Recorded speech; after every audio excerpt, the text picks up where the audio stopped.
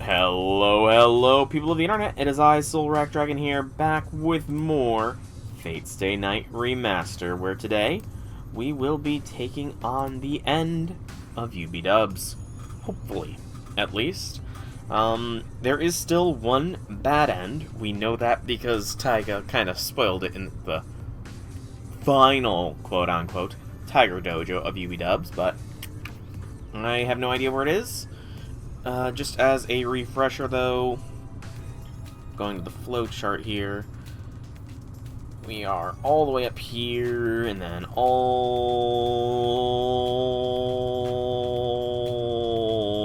the way to day 16.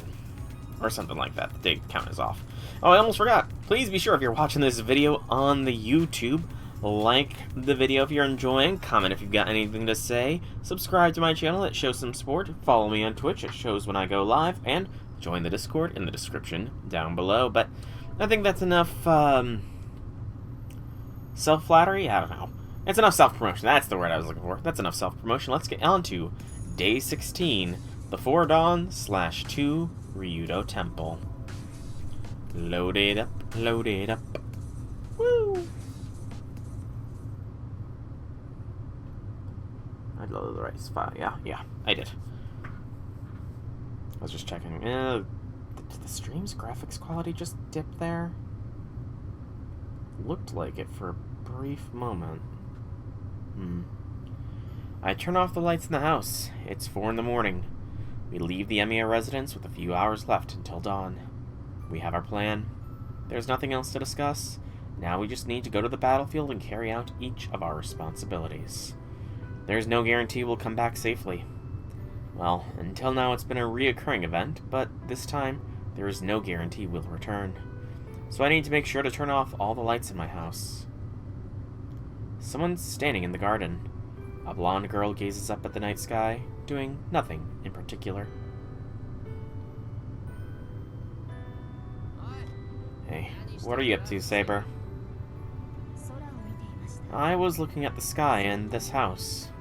She answers me in a very gentle voice. When we first met, she looked at this house with a different expression. So much has happened, I want to burn it into my memory so that I always remember. Her voice, it reflects a determination that she may never come back again, even greater than mine. Yeah?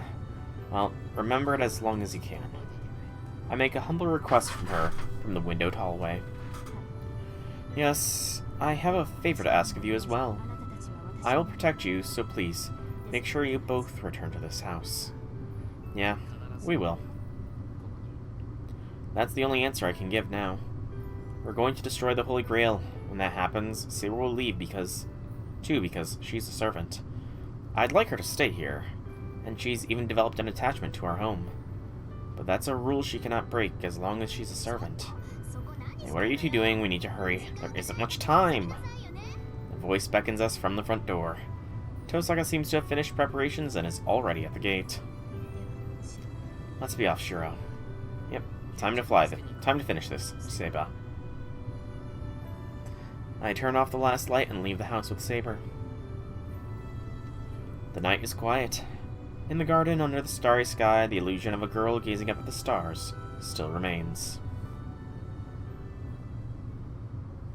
It's okay, Shiro. Maybe. I don't know. You'll reunite maybe in Chaldea eventually? Technically, I don't know. Our direction is set. Saber is going to breach Ryudo Temple from the front gate, while Tosaka and I will infiltrate from the back of the mountain. We plan to have Saber enter the temple slightly sooner than us to draw Gilgamesh's attention. We'll use the opening to sneak into Ryudo Temple from the back, stop the Holy Grail as soon as possible, then back Saber up. Then I'll counter Gilgamesh's noble phantasm with my projection, so Saber can close in and finish him off. That's our only strategy right now. ...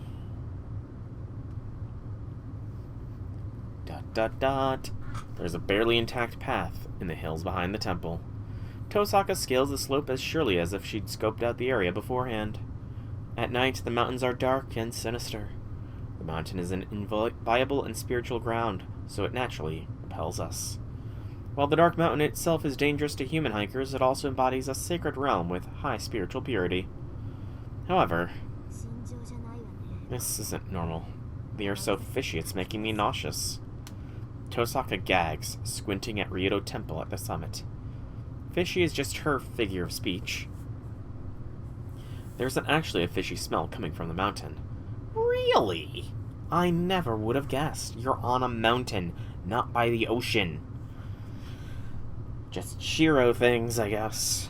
It just feels bizarre. The air feels uncomfortably lukewarm and sticks to my skin. The life energy in the air feels so raw, I can't tell if I'm breathing or the mountain's breathing. I even hallucinate that we're hiking up a giant intestine, not a mountain. That's kind of gross. I should have asked sooner, but how do you feel, Shiro? Excuse me.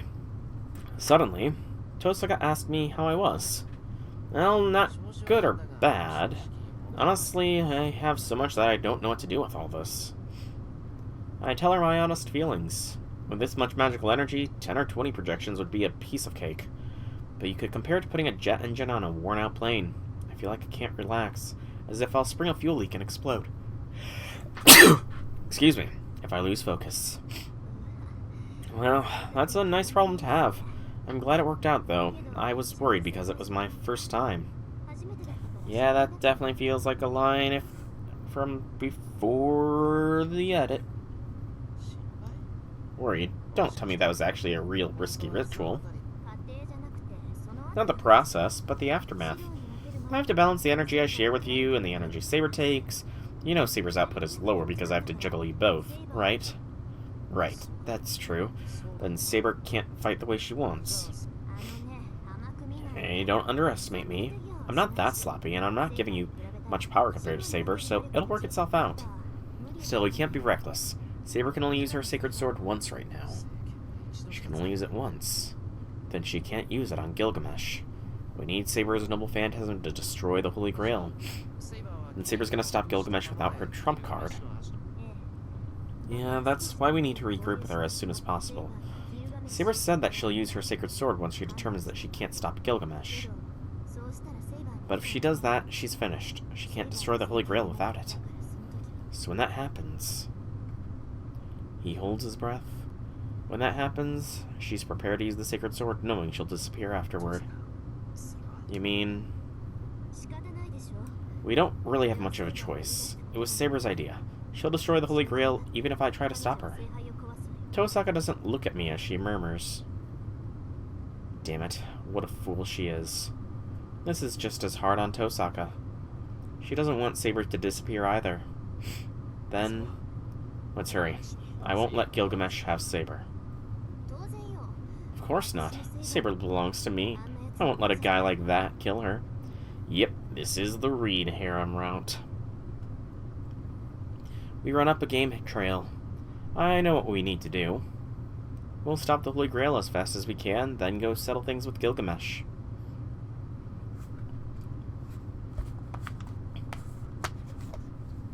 Interlude? Interlude. Delicious H2O. No idea what this interlude could be, though. None. The mountain is rumbling. Dark clouds shroud the sky, and the trees seem to tremble nervously due to tremors. Seba POV. Saber watches it all from the mountain gate. She sensed it as soon as she felt the noxious, indescribable aura oozing from Ryoto Temple. The Golden Servant is the only one awaiting her at the top of these stairs. Something aberrant lies in wait for her and her allies. She can't make any mistakes up ahead. If the summit is going to be the place where they die, then she'll be the one to face the threat of death. She hopes the other two can survive this ominous realm. For their sakes, she can't afford to hold back. She can fire her sacred sword twice. She's well aware that she will disappear in the instant she uses it the second time. No matter, this was never an opponent we could beat unscathed. Gilgamesh, the King of Heroes. The only way to defeat the man with 1,000 noble phantasms is with a decisive strike from her sacred sword. Saber. See you, Saber. Start after 30 minutes. She recalls Reen's words. There's 1 minute left until the appointed time. She breathes in deeply and considers her condition. A breeze blows from the summit. She begins up the stone steps once the ill wind begins to shake the trees. She dashes up the steps in a single breath. As soon as she stepped foot on the stairs, the enemy would have realized her assault. Excuse me. The last servant she needs to defeat should appear within the temple grounds. She needs to get there as fast as she can and defeat Gilgamesh before Rin and Shiro arrive. She isn't defying her master's orders. She began her assault after 30 minutes, just as Rin commanded. Even if she enters the temple grounds earlier than expected and engages with Gilgamesh, that isn't a violation of her orders. She's just deviated from her master's projections in the course of protecting her master's life. Ah, Seba, flexible as always. While the air from the summit is putrid, she is like a gust of cleansing wind that cuts at the rot as she ascends the steps. It'll take her less than a minute to reach the temple. That should put her about 5 minutes ahead of Rin's projections. That'll give her plenty of time to end the battle with Gilgamesh. She runs, enduring the ominous chill from the mountain gate. Like a silver speeding bullet, she races toward the summit. Just as she comes up to the gate... She didn't mean to stop, but comes to a sudden halt. Sweat coats her forehead. She gazes up at the mountain gate in astonishment. Been waiting. I'm glad you made it, Saber. A smooth voice cuts through the night. Oh, it's the savior of friends. Moonlight glints off the 5-foot-long sword. An enemy that shouldn't be here stands at the top of the steps. I was wondering what happened to him, honestly. I didn't remember what happened in the anime, so I kind of didn't know what was going to happen to him in the VN. Because, I mean, Medea died a while ago, so... Her voice lacks its usual grace. She's faced with an enemy, an obstacle that shouldn't be here. That fact robs her of composure. What's wrong, Saber? Is it so strange to see me? I am the gatekeeper here. You know that. His voice is delighted, yet cool. The swordsman seems completely unchanged. His back to the ill wind from the summit. This can't be. How are you here, assassin? Caster summoned you. You shouldn't be able to remain now that she's gone. That would be true for a normal servant, but I'm a special case. I'm not bound to a person, but to this land. For me, this mountain gate is equivalent to the hosts you call masters. The land is your host. Indeed, a servant cannot maintain themselves with a physical body, even if one is a mage. Apparently, we need a host in the current era. That vixen summoned me and chose this land as my host. That's why I can only manifest at this mountain gate. I won't disappear as long as this gate exists, even if my summoner is gone. Still, I'm little more than a day laborer. The vixen only gave me enough magical energy for 20 days. You can see for yourself how close I am to that limit. The swordsman explains in a sing-song voice and lifts his right arm. In his elegant garment, his pale arm is transparent, like glass. As you can see, I won't even last until dawn. I'm already past the 20-day limit. I consider a stroke of luck that I've lasted this long. She looks up at the swordsman in shock. His aura emanates neither bloodlust nor hostility. It simply demands combat. He desires a pointless duel to the death, irrespective of victory or loss. So you stayed here to fight me, assassin. Don't make me spell it out, Saber. If I say it, that would be boring. Assassin chuckles. Saber can understand the swordsman's reasons, but she doesn't have time for this. Unless she hurries, her allies will arrive while she's fighting Gilgamesh. Now, in the worst case, they might arrive first and be forced to engage him without her. Move aside, assassin. Caster ordered you to guard the gate, and she's gone. There's no point in guarding it now. Saber takes a step forward. However... No. For me, there is no point in fighting. He declares that the duel will begin if she proceeds any further. The tip of his long katana is pointed at Saber. Yes, there is no meaning to this duel. I've never had anything, after all. No pride as a heroic spirit, nor anything to wish for. No, my summoning itself was a mistake.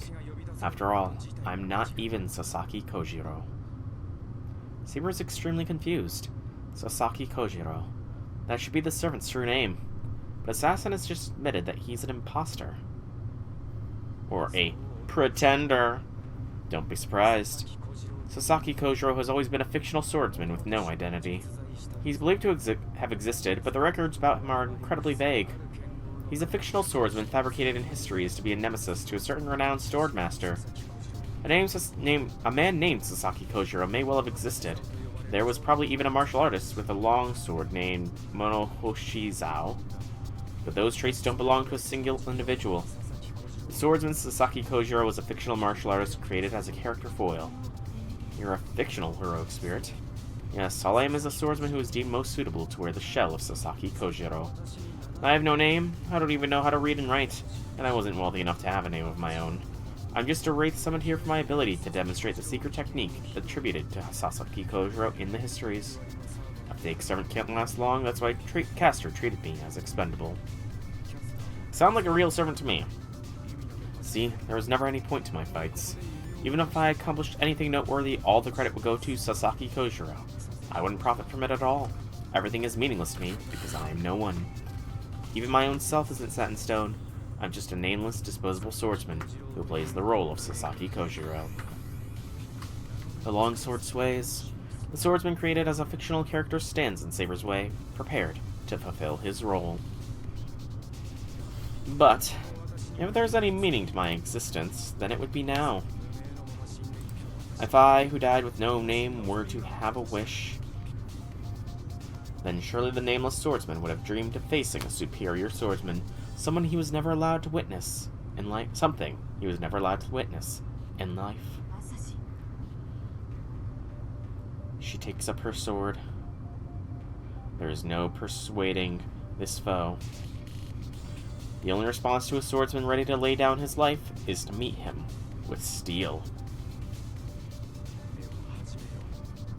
Then let us begin. This body was always meant to die. There could be no greater ending to my life than to face you here. His long sword sweeps through the air. Saber's sword parries the moonlit blade.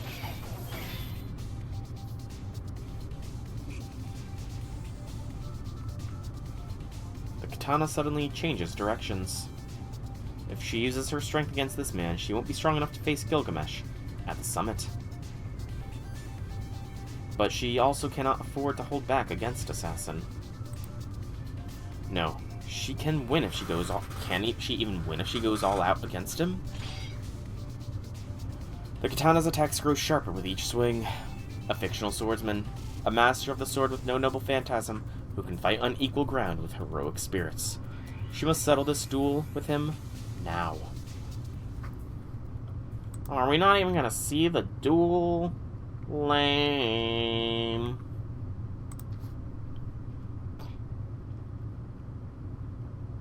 The summit is close. We'll arrive at the back of the temple grounds once we climb this hill. There should be a large pond there, untouched by humans. I see it. We're almost there. Tosaka climbs the slope, pushing the branches aside. I watch her back, keeping an eye on our surroundings. And then, just as the slope levels onto flat ground, we come face to face with it. Yeah, I think this lake's been touched by humans. What is that?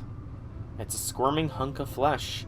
The thing enshrined in the center of the pond seems to writhe and beg for help as it spews rotting, black liquid around it.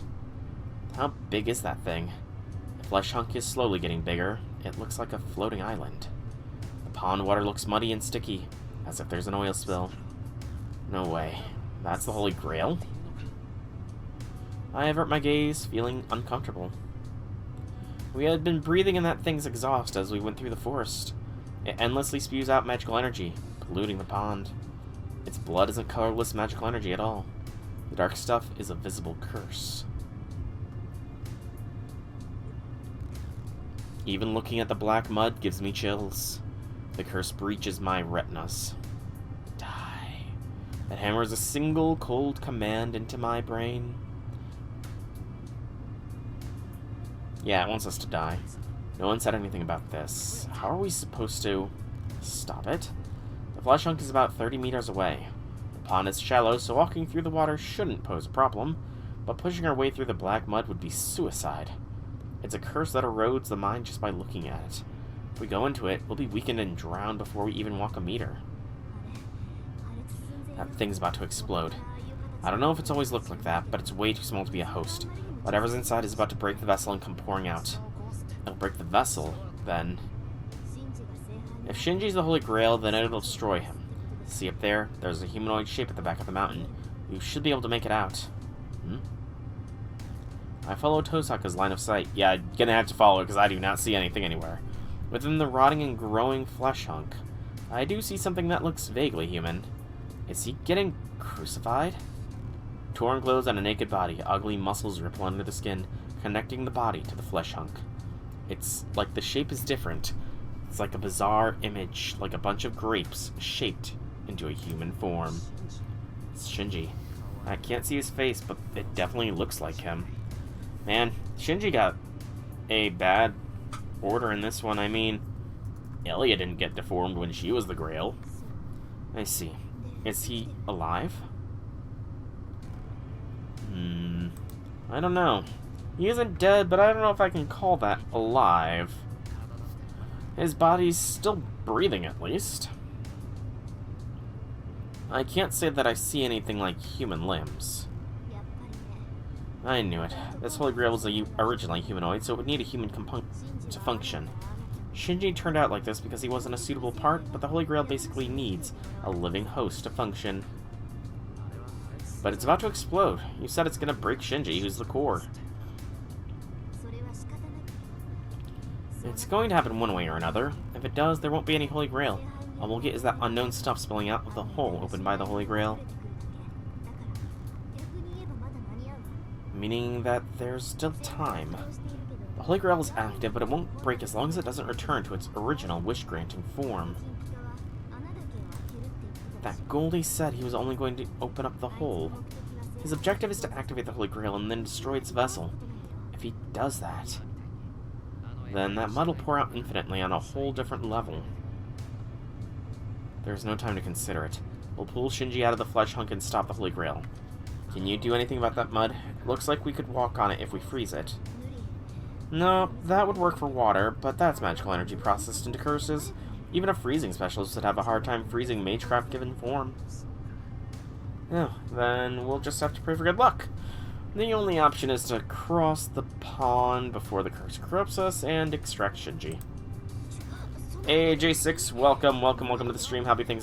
You're at a convention? Fair enough. -3 to Seba. Hold on, are you just going in like that? Don't do it, it'll consume you while you're in the middle of it. I won't know until I try, and there's no more time. Saber should be fighting right now. We can't afford to hesitate. I whirl around and move to protect Tosaka.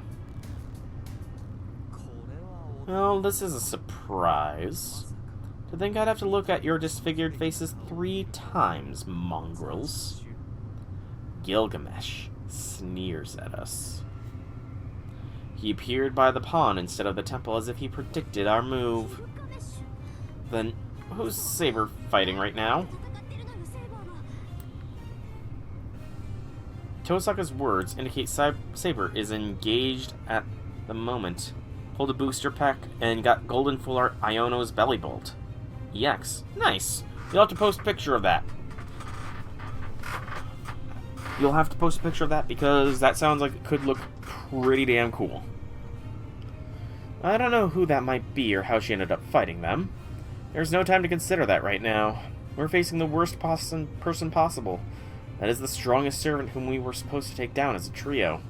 Now he's here looking at us without Saber. Excuse me. No, Saber isn't here? How dull. Guess I'll just kill you. A terrible chill oozes from the sea of mud while bloodlust radiates from the man in front of us. Noble phantasms hang ready in wait behind him. One wrong move and he'll skewer us. No, that would be uninspired. Normally I would never suggest this, but I'll make an exception. You're my guest, so I'll grant you a slight extension on your lives. An extension? My fingers tense, and I glare at the enemy. My magic circuits are open. I've lined up 14 blueprints, as many as I can manage.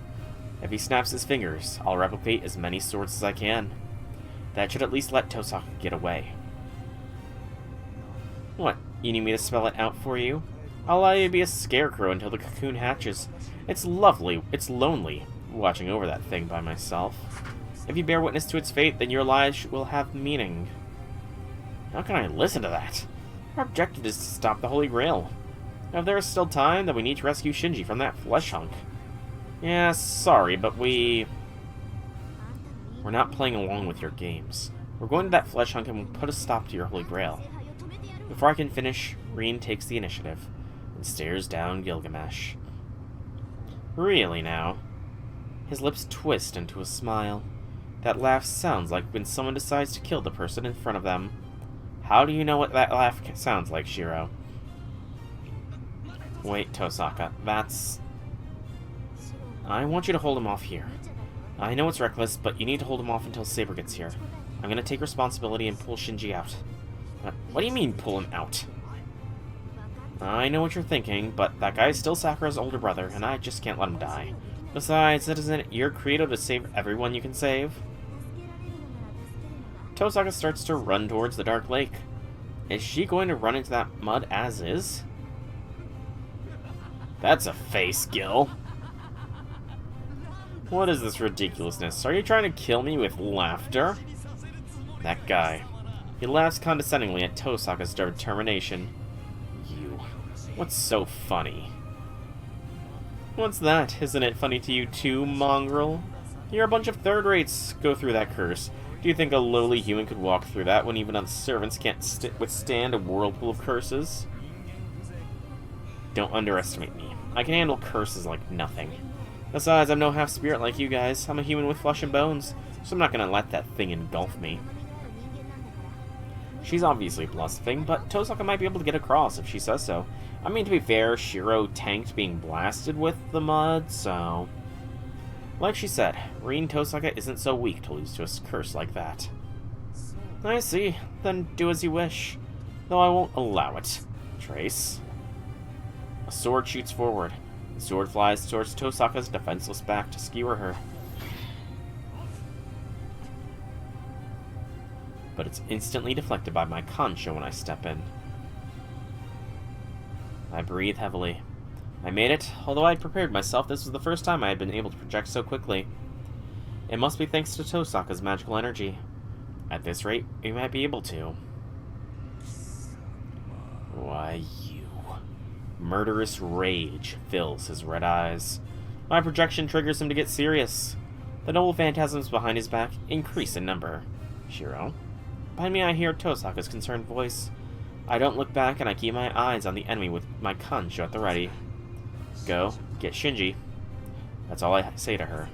Leave it to me. I'll bring him back in no time. I hear the sound of splashing water. She jumps into the sea of mud without hesitation. But I'm gonna protect her. I won't allow a single noble phantasm to reach her. You need to deal with me if you want to get to her. You'll have to beat me first. I take a step forward. This must have ticked him off. The golden servant takes his eyes away from Reen and focuses on me.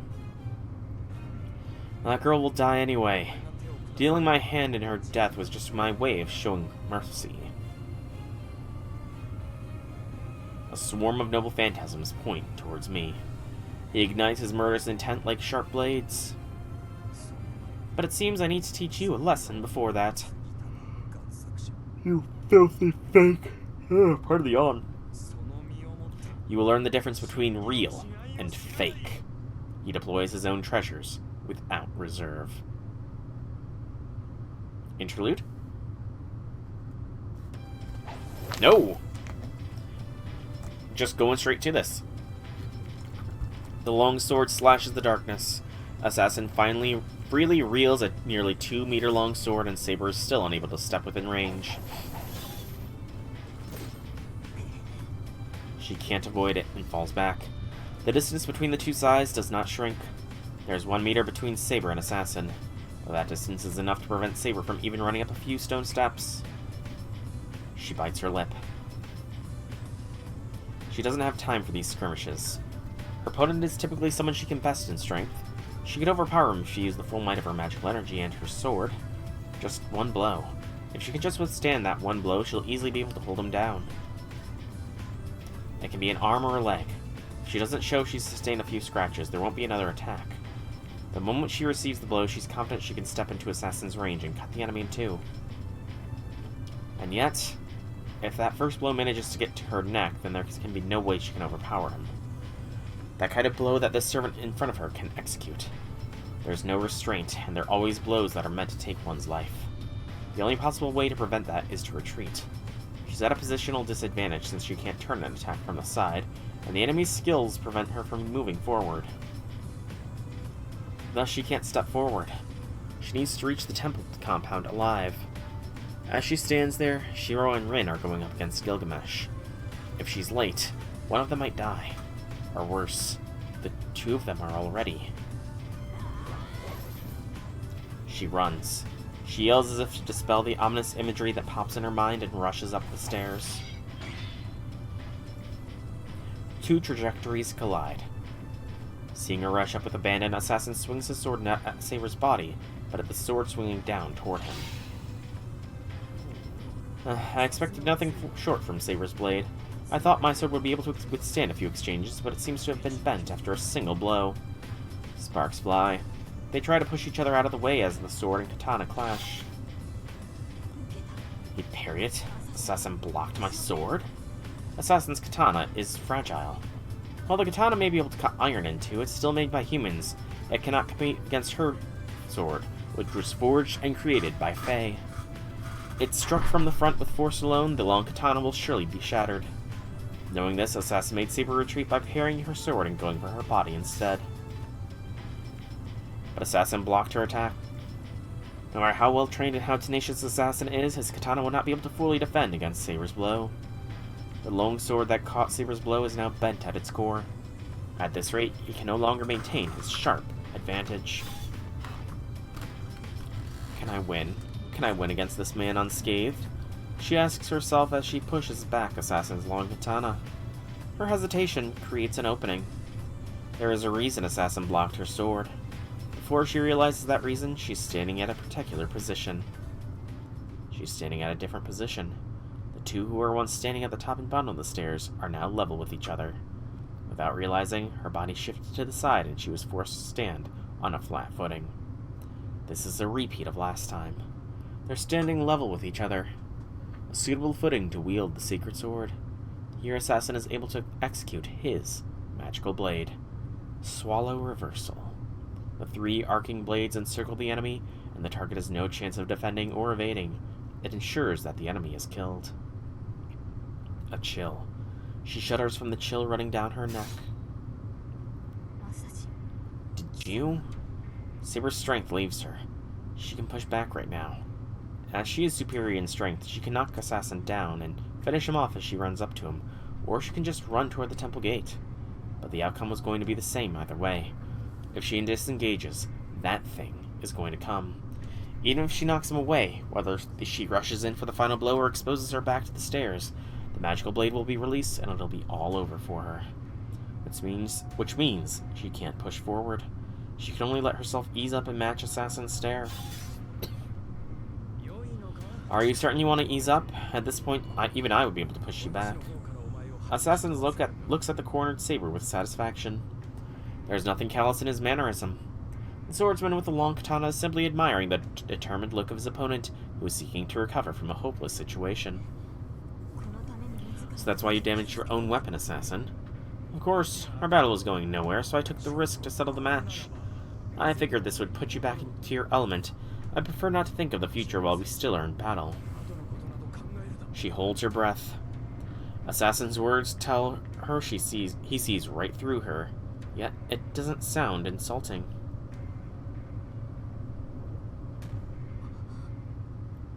What? The compound is in flames. The sound of swords clashing and breaking. There's no doubt it's the sound of Gilgamesh and Shiro fighting. It appears the banquet is at its peak. Surely this is not the time for you to be impeded by a gatekeeper like me, Saber.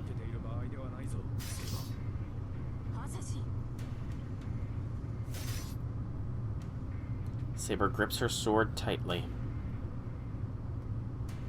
She puts her magical energy in an attempt to repel the obstacle in front of her. But she can't. This very moment is her end. If she breaks the distance between herself and Assassin, she will be walking into Assassin's scheme. She grits her teeth in frustration.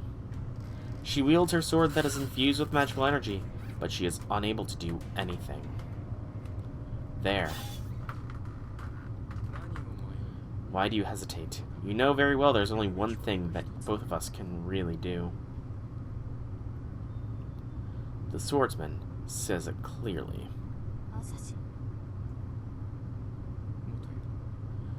From the very beginning, we were simply summoned to fulfill our roles.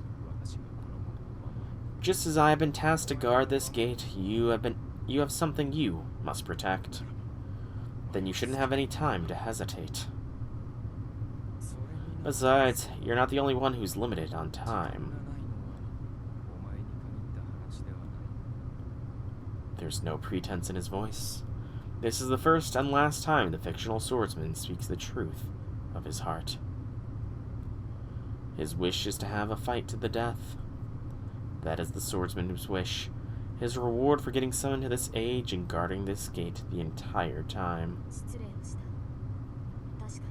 I've committed a discourtesy to you. You're correct. Neither of us have much time. She releases the magical energy in her sword. The unrestrained power that gets released blows back Assassin. He goes back 2 meters. Saber does not move, even though she's within Assassin's best range. She neither runs to the temple gate nor to Assassin. She simply unsheathes her blade. From the sounds of it, she unleashes her seal. Her sword is revealed, and Saber confronts Assassin. Hey, look at that, Excalibur. Shiny. There's no hesitation in her eyes. She will use her entire strength if need be. Her eyes declare that she will use all of her strength to defeat the enemy in front of her.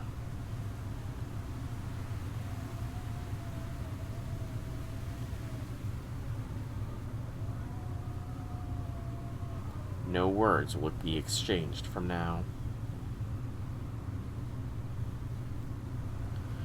The imaginary swordsman slowly readies his long katana. Let us. He readies the strongest sword technique against the greatest enemy of his life. Oh, look at that. He's kind of transparent. Sort of leads into the whole fact that he's fading away. She walks through the sea of rotten flesh. The lake is not even a meter deep, but the sticky mash of flesh accumulated at the bottom, so she only sinks knee-deep. This is absolutely disgusting. She grumbles under labored breath. Every step she takes gives her chills, like she's stepping on a mass of bugs. The rotting flesh that clings to her skin is unmistakably rotting flesh. Oxymoron there, okay? And if she stops, it will harden around her. Damn it. She shakes them off with all of her might and keeps going. Slosh, squish, crush. There's no way someone can stay sane from wading through this content. After all, this slaughtering a cow should be a piece of cake. Tosaka thinks defiantly. That's how she's getting used to this. She's under so much pressure she has to think of this as work, or else she wouldn't even be able to move. But at least she won't sustain mental damage from this. Except for that brief glitch there. But she can't endure this with just willpower alone. With each step forward, her body heat rises. The rotting flesh immediately invades her nerves the moment it touches her leg. Even if she tries to push them away, the poison has already assaulted her body. They're curses. The malice is tangible and it's like a disease. One would fall ill if they touch it. It invades the nerves, robs the body of its strength, and boils the brain. Every step taken is a step closer to fatality. A normal person would stop moving after 2 steps and fall into the pool of flesh. It's unknown what would happen afterwards. She doesn't want to think about if one suffocates or assimilates to become part of the flesh mound. She can't even think straight, given that she now has a fever over 40 degrees. I don't know what that is as far as fever goes, so I'm going to look it up. Excuse me. This. Her feet and body threaten to fall over, but she pushes on in a desperate to move forward. Over 104 Fahrenheit. Yeah, she's burning up. Reen didn't jump into the pool of flesh without a plan. She swallowed her 2 remaining precious jewels, and she's using all the magical energy she saved up to create a defensive film over herself. If this curse really is a crystallization of pure magical energy, then she should be able to repel it by shrouding herself with a strong magical energy. This is bad. Her vision blurs. Her assessment was correct, but it was way beyond the scope she imagined. The jewels she swallowed to put up defenses were no better than sheets of paper covering her.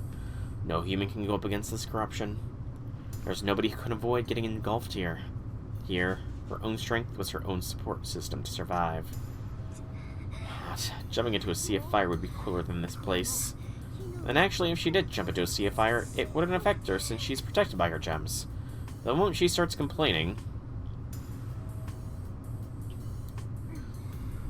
she gets angry at herself for even mentioning it and regains her vigor. Flashbacks to Emiya's memories. That's not true. Even if it's not true, she can't crack a joke like that when dealing with something like this. In her feverish state, she listens to the clash of swords behind her. She can't see the 2 anymore. Did Shiro lead the battle away, or was he driven into a corner? Either way, the battle between those 2 seems to have moved to the temple grounds. Just a little more. Gonna get this over with, so until then, she runs. She's barely fast enough to walk, but she moves her feet anyway. And she pushes through the decaying flesh. She breathes heavily as she reaches the lumps of flesh. Here I go. She moves up, crawling. Yeah, it's gotta be not pleasant.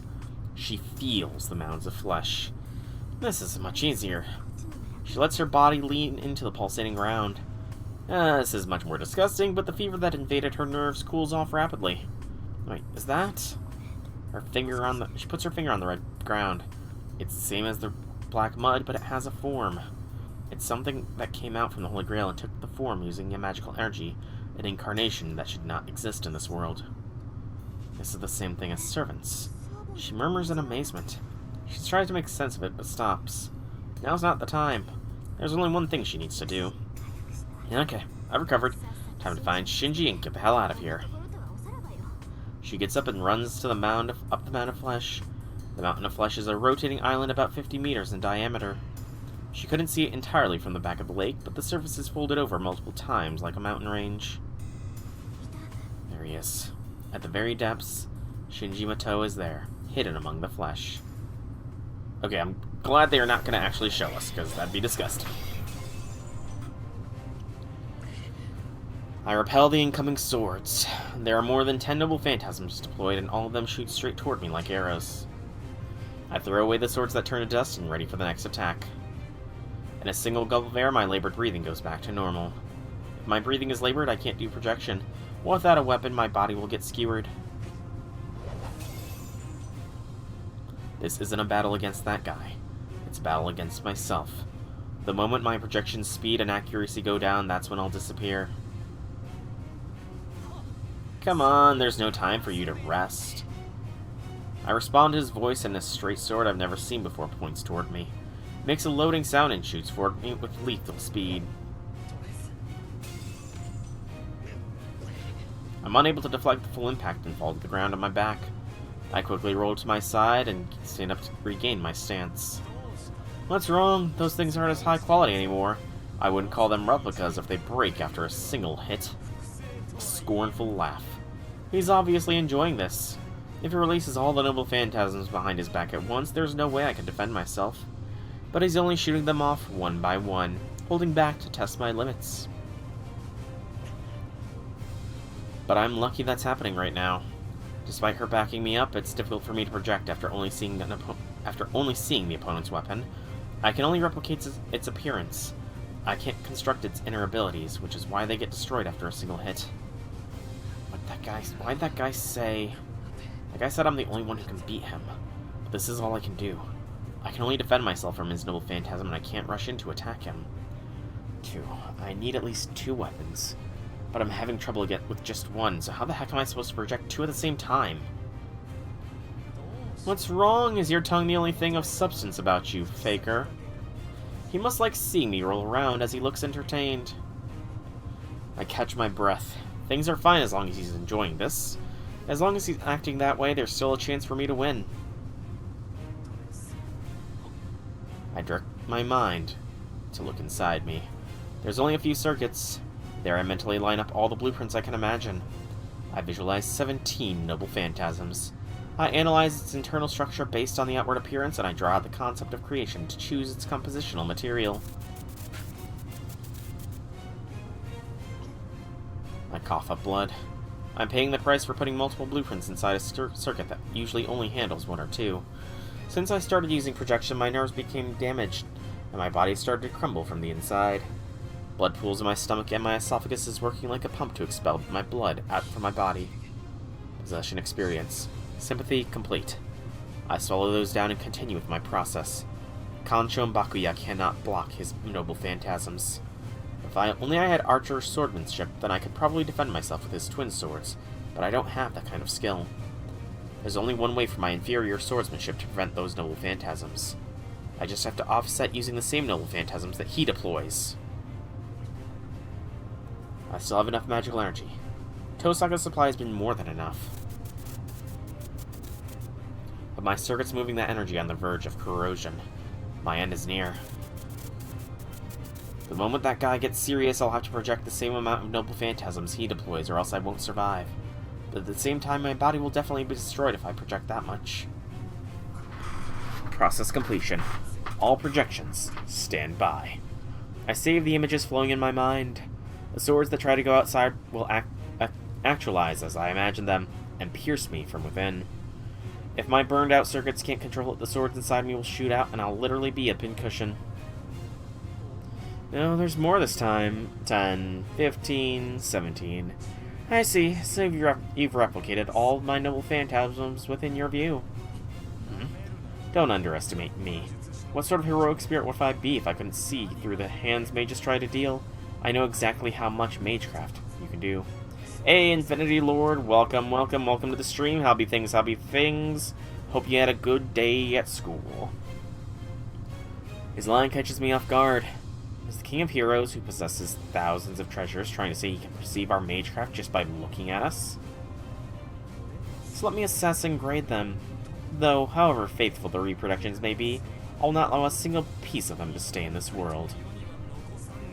Well, congratulations on completing your first week. I reacted too late. I was distracted by his words, and it created a fatal delay on my part. 17 noble phantasms are shot out. A portion of the king's treasure rain out like an avalanche, telling me the king is done playing around. Release freeze, release all projections.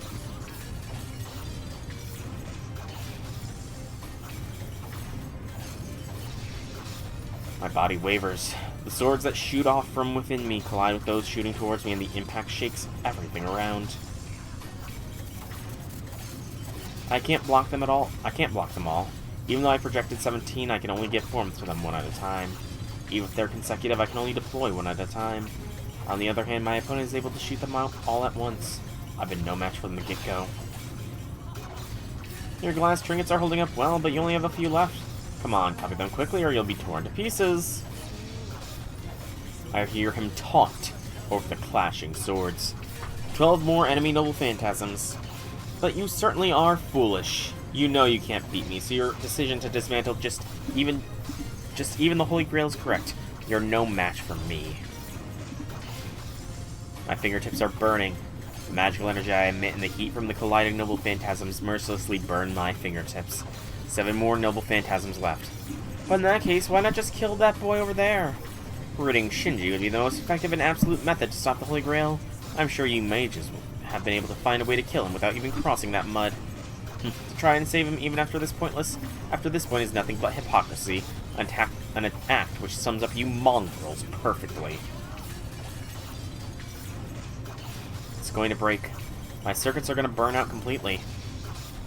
It's not enough. I'm no match against this man with my measly circuits. Damn, why can't I block them?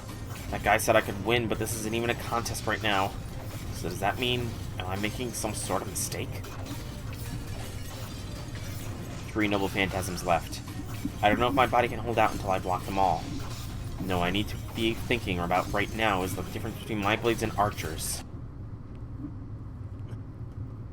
In that moment, all my senses freeze. I don't even look at the remaining 3 noble phantasms. I'm focused on the golden servant pulling out a sword. A strange sword.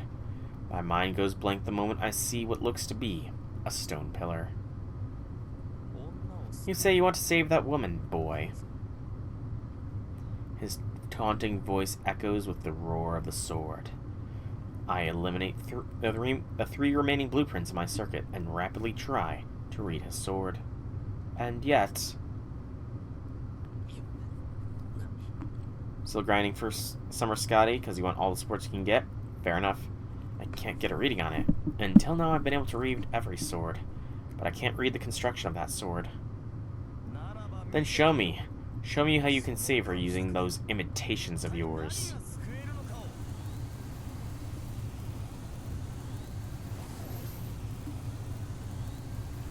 The wind creates a fault line. The slashing winds released from Gilgamesh's sword push away his own noble phantasms headed toward me.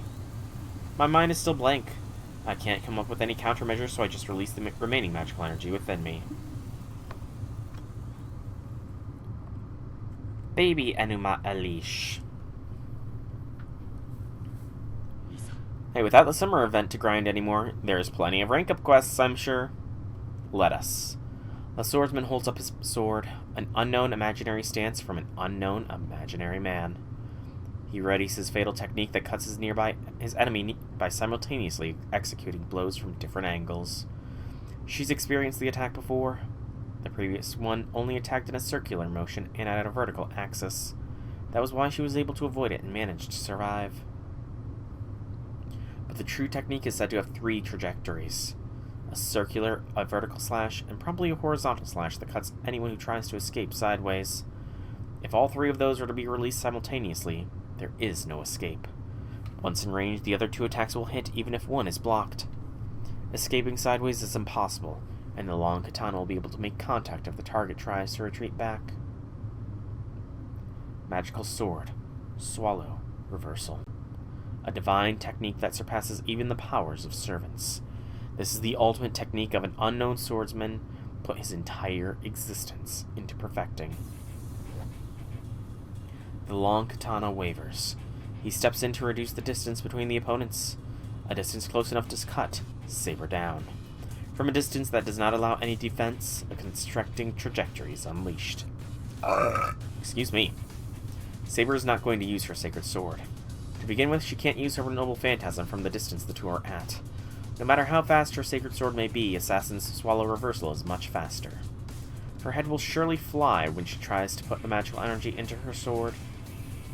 Thus, the only thing she can rely on is her sword skills. True. Very, very true. Grind those free quests out. Blade's arc begins to move in. Even though this is her second time seeing it, its precision and speed are astonishing. How much training did he do to be able to execute an attack like that? At that moment, Saber could only shudder. That attack cannot be blocked. This magical sword is the man's attempt at challenging the gods and Buddha. Nobody but a god would be able to prevent or parry the attack. She holds her breath. In the back of her mind, there is a faint spark as a small grain of sand. She doesn't think of what that is or if it's the right thing to do. But she risks anything on that one instinctual inspiration. Instinct! She charges toward that victory with all she has. What did the fictional swordsmaster think in seeing that? The silver armor slips through the gap between his arms. Under the swordsman's left elbow, between his wrist and arm. She must have seen that slightest gap was his magical sword's blind spot. While her armor gets chipped away by the 3 blades that come flying, Saber curls herself up and rushes toward that one point. Her prediction, her outstanding intuition, allows her to execute that exquisite skill. She was able to foresee the complete form of the magical sword, which is yet to be seen, because she had experienced the incomplete swallow reversal once. However, that is not the surprising thing. What truly kept her alive was her determination. She trusted that momentary spark and put all of her abilities into that momentary gap. She took off the fear that she might get cut up into pieces if she was even slightly delayed, and ran through the gap that was impossible to pass. And thus, her determination is what managed to defeat that magical blade. I'm pretty sure the fact that his blade was damaged also played a part. But the match is not over. Avoiding the swallow reversal puts her enemy right next to her, and her lunge outpaces Swordsman's draw. The position is not easy to recover from. The long katana flies. The recoiling blade is quick, even if it may not be quick as the demonic blade, and yet her attack is slightly outperforms and is faster than the swordsman's.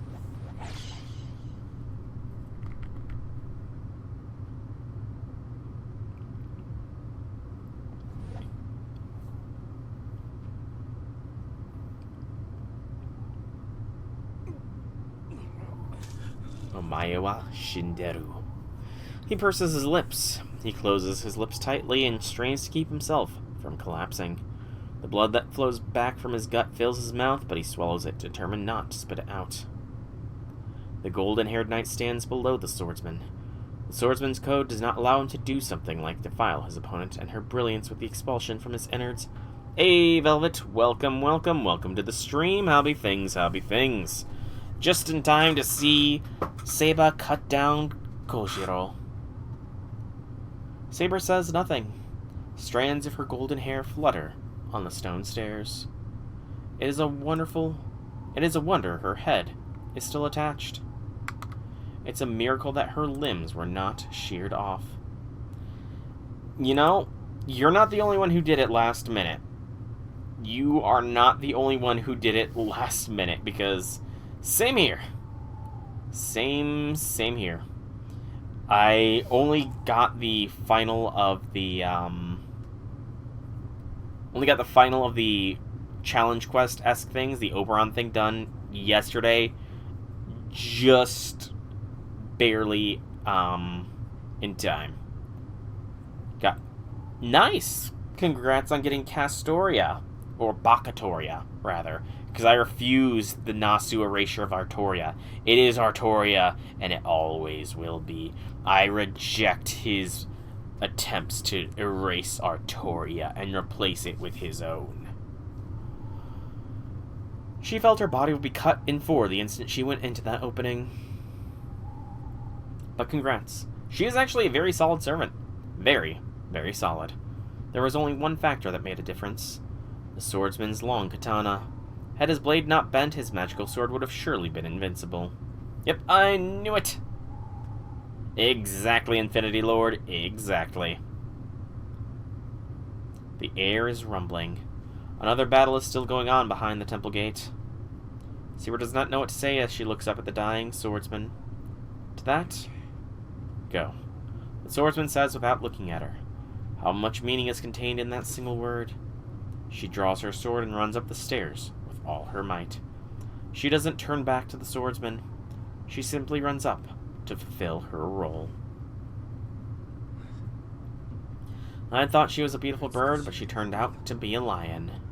He mutters, and the swordsman laughs, realizing it was inevitable. She avoided something that even a swallow could not avoid, and thus she was not an object to be admired and loved. I was confident in my ability to assess women. I suppose I required more training in that front as well.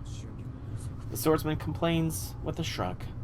His form and his elegant Haori were starting to fade.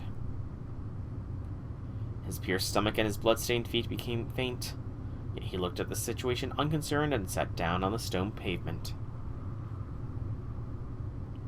The trees rustle. The wind coming down from the top of the mountains shake the forests. By the time the flowers scatter, the birds disappear, the wind stops, and even the moon in the sky fades. The swordsman who was just there disappears without a trace, as if his existence was just an illusion. Poor Kojiro. Poor Kojiro. I mean, at least he gets characterized more in this route. At least he gets characterized more. 2 to 3 minutes when fully complete. Damn, man. You are going all out.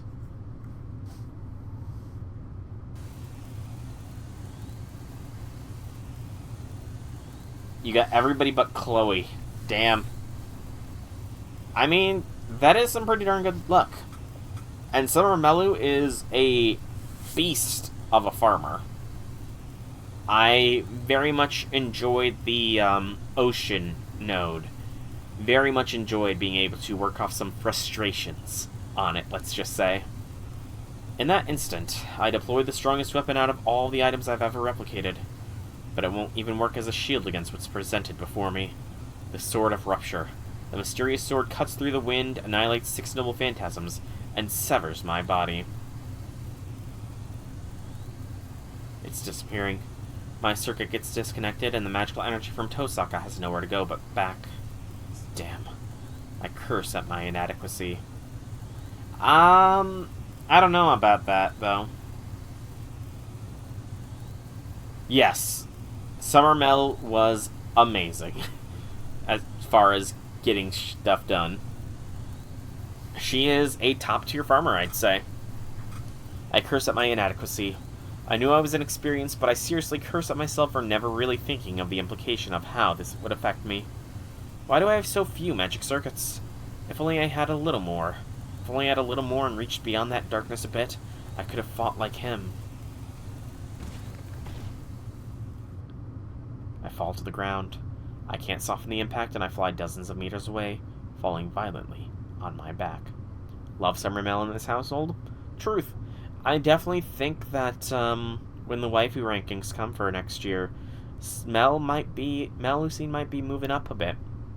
She may well be moving up a bit. I don't think she's at the point of true waifu just yet, but she's getting there. She is getting there. Because, I mean, I liked her characterization in the summer event, too. I did like that quite a bit. There's no pain from the impact. I've lost all sensation. Even my mind goes white and blank. Right before I head towards death, my last thought is how amazed that I am that my limbs are still attached. This ends here. A fake will always be a fake. You cannot save anyone. My heartbeat gets weaker. My lungs are not moving and my trachea is frozen. Sparing Archer would have afforded me more amusement. He was also a frog, but at least his principles were not uncultured. The fact that I can't see is because my eyes are damaged. Right now, everything inside me is messed up, and my body has ceased to function properly. Maybe I would consider that to be fortunate. I've forgotten all sensation of pain, so I should be able to die easily at this rate. I remember now. He said your ideal's a borrowed one. How can someone who has not created a single thing from his own accord think he can accomplish anything? I can't let that happen. Even if the pain causes me to be brain dead, if I come to my senses, I tell myself I need to regain consciousness and stand up. My deeply rooted psyche is pointing to a certain place and telling me something. A hero of justice. A world where no one gets hurt? You say such ridiculous things. There is no such world where happiness can be preserved without harming others. Humans are basically beasts that cannot enjoy their life without sacrifice. The pretense of equality is nothing more than drivel by the weak who cannot face darkness. I mean, you know, this is Gil before he, you know, got some character development here, so I think we can all agree this is Gil at his worst. Right? Mongrel. Your ideal is just an excuse to cover up ugliness. I raise my arm, even though I shouldn't be able to move. My body is on the ground and my consciousness is on the brink of death. I raise my arm to grab onto something, like I did on that fateful day. I don't know what's funny, but someone's laughing at me. Someone's laughing. The high-pitched laughter that assaults my ears sounds like everyone in the entire world was laughing. A fake wish. A borrowed ideal. That dream won't come true, someone sneers. Yeah, they're right. These thoughts of mine are borrowed. I just admired the wish to help someone because it was beautiful. There's nothing that came from me.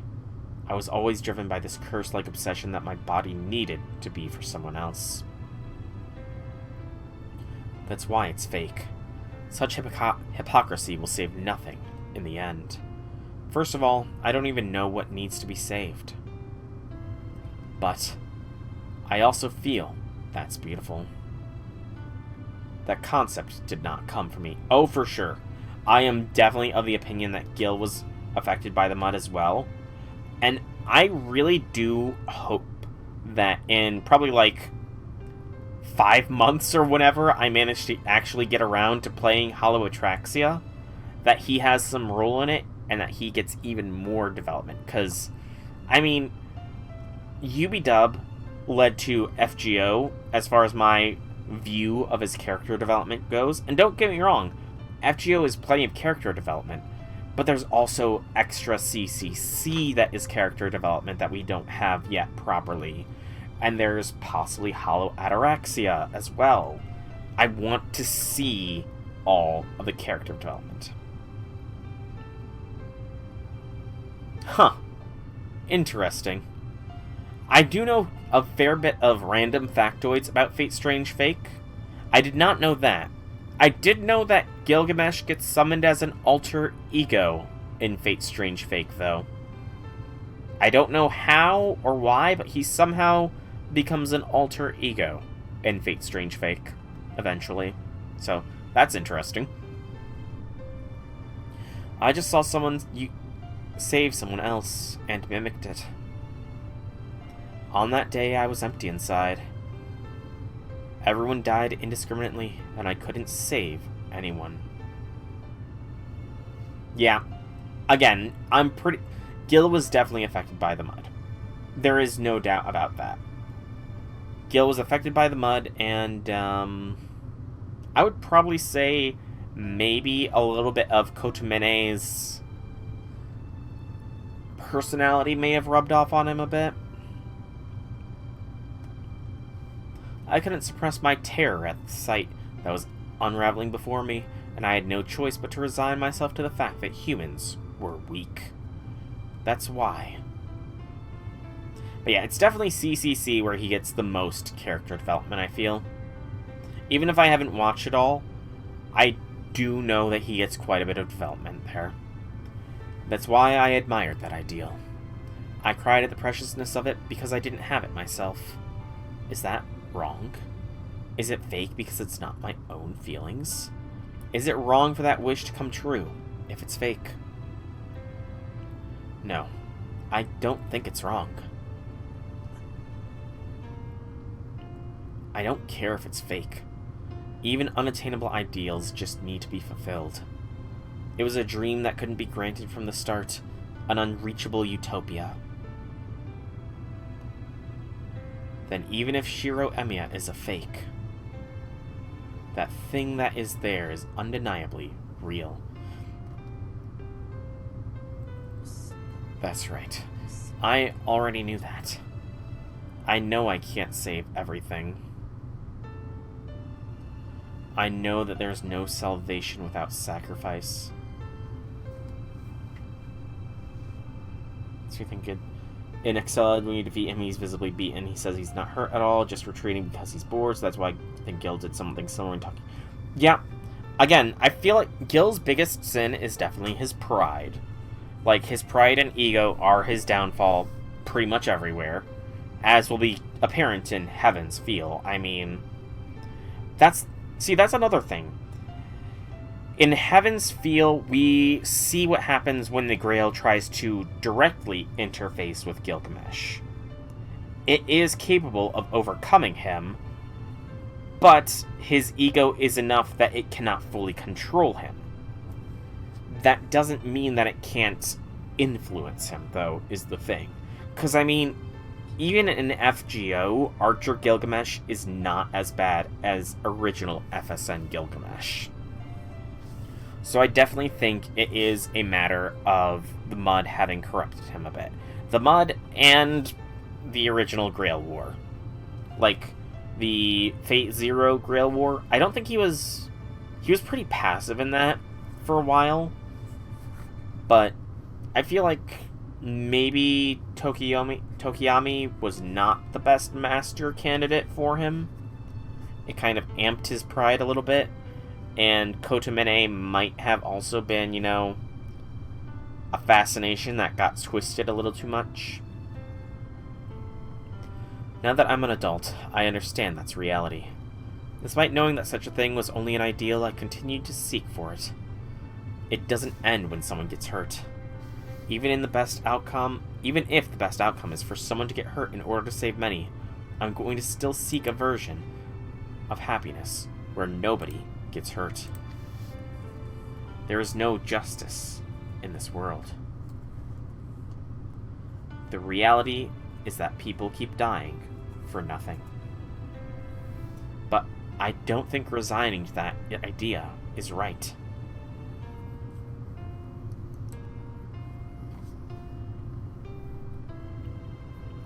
And in the end, he reached this place. What he believes.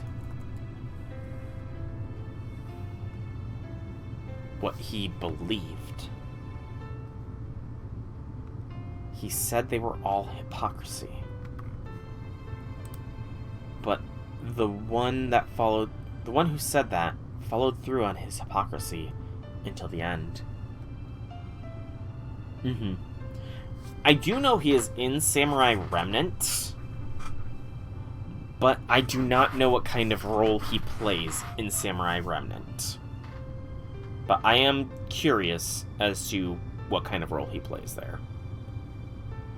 And CCC is legitimately excited about the infancy of Seraph, so he's more than happy to interact. Fair.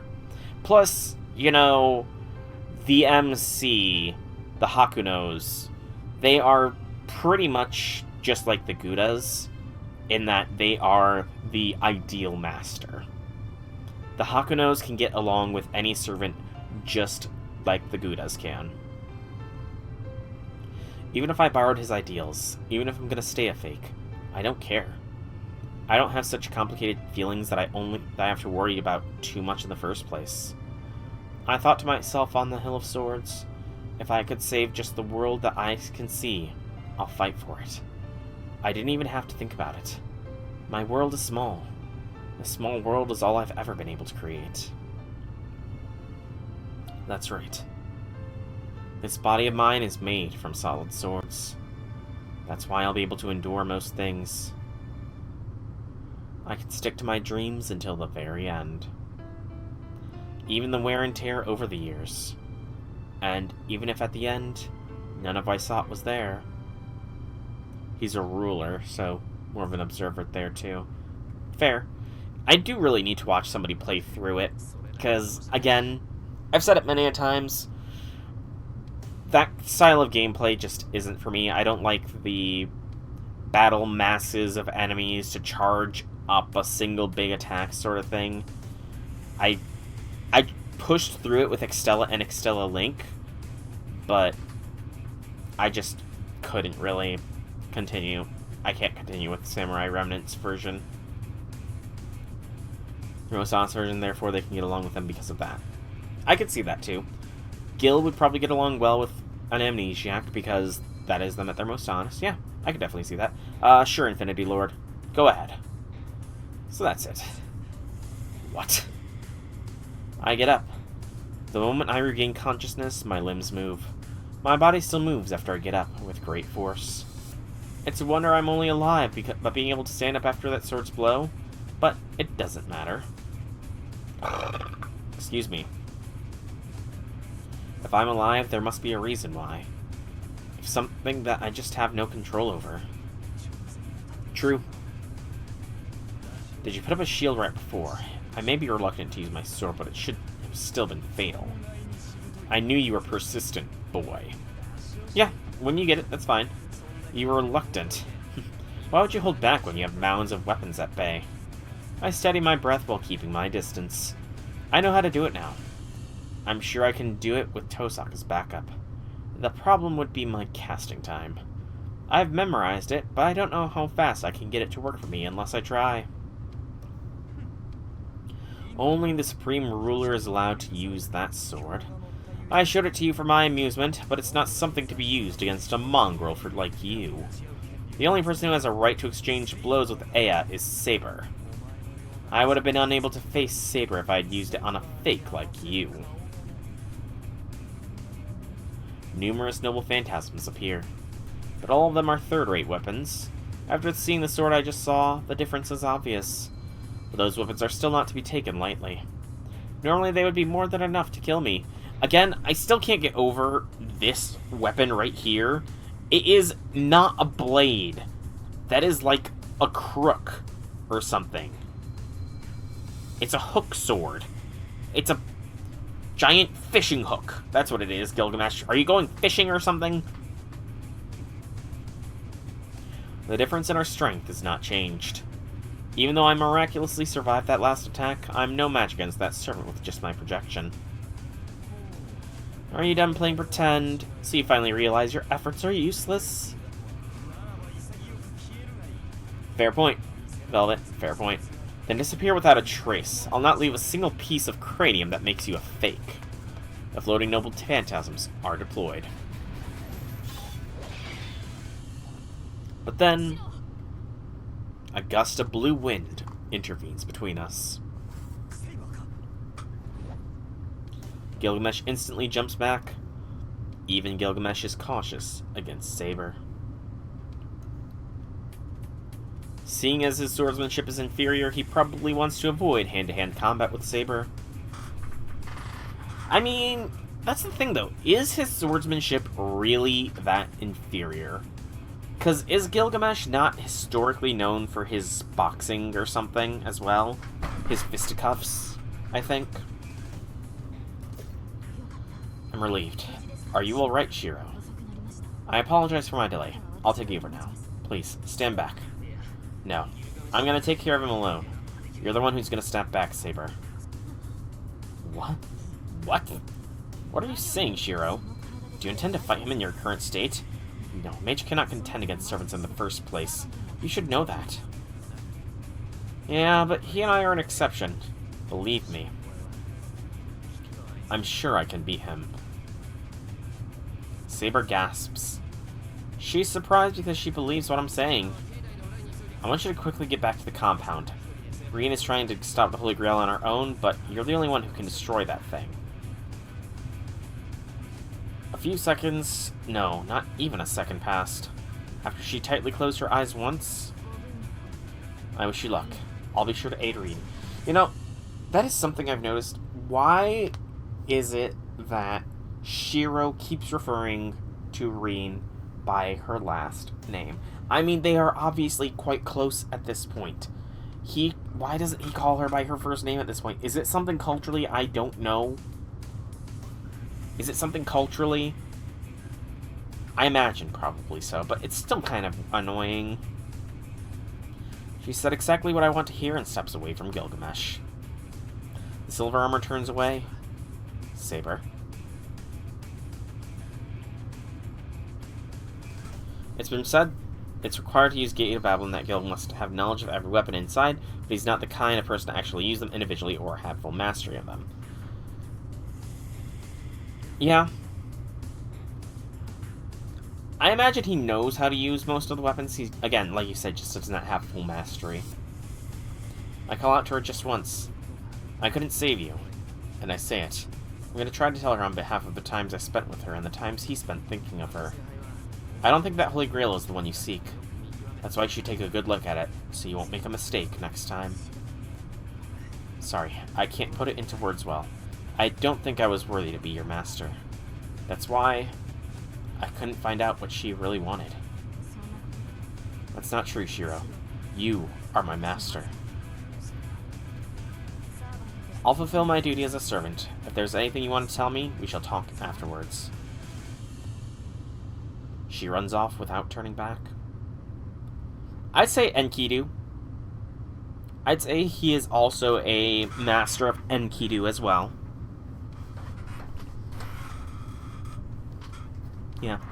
Which means that he would probably be able to handle Goddess Rangominiad pretty handily, thinking about it. That's a version of Seiba he could win against. Mash. No questions. I want my maxed out Mashu. Give me a maxed out Mashu. Dang nabbit. She runs off without turning back. Her gallant appearance is like a gust of wind. Saber left. Without the slightest doubt, she believed my words when I said I would beat my opponent and left to save Reen. Alright, let's go. From here on, there's no room for hesitation. All I need to do is defeat the enemy in front of me.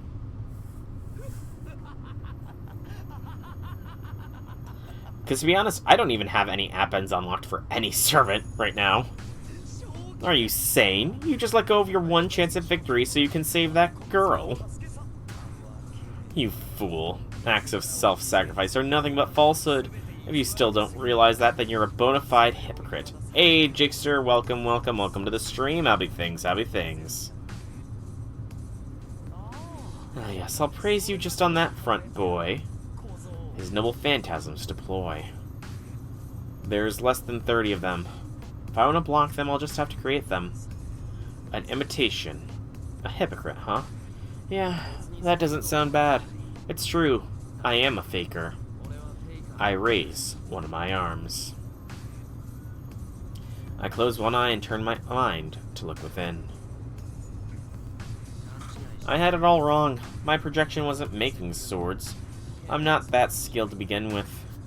That's right. Tosaka told me this. I can only use one kind of magecraft. Strengthening projection are just byproducts of what I actually do. That's right. There's only one thing I can do, and it gives shape to what's in my heart.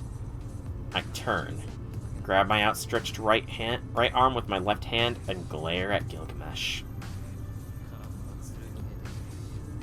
I am the bone of my sword. I say the spell. Casting is only a method of suggestion to change oneself. These words were naturally there to connect to me. Well, that's enough of this nonsense. Numerous noble phantasms get released. I create. That's why I had one eye open. I drag out a shield from the hill on the block. I drag out a shield from the hill to block the oncoming noble phantasms. Throw Ias! The swarm of swords strike wildly. The shield is Shiro Emiya. Well, myself. A 7-petal shield cracks and my body chips away with every fracture. Steel is my body, and fire is my blood. There's only one place I need to reach. The power that surges forth immediately fills me to capacity. What is he so surprised about? Is he shocked his treasure can't even penetrate through my single shield? Or is he surprised by the rush of magical energy? I have created over 1,000 blades, unaware of loss, nor aware of gain. It's going to break. The surging magical energy can't be suppressed. 10 units of magical energy filling a single magic circuit break the foundation to find release. I can't break through. My body flows backwards. The shield is full of holes. Even if his noble phantasms don't reach me, my body is full of holes already. And yet, withstood pain to create weapons, waiting for one's arrival. Yeah, he's probably doing a good Sonic the Hedgehog impression right now, Shiro, I think.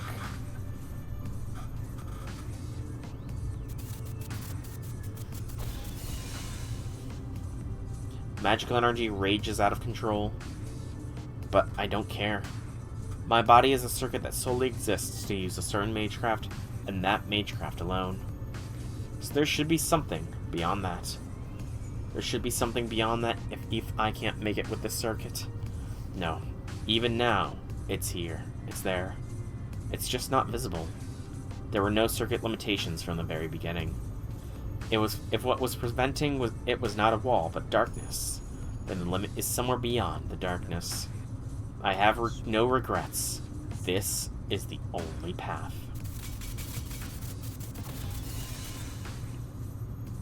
Ten units of magical energy filling a single magic circuit break the foundation to find release, and I will use 100 circuits to make 1,000 units of magical energy.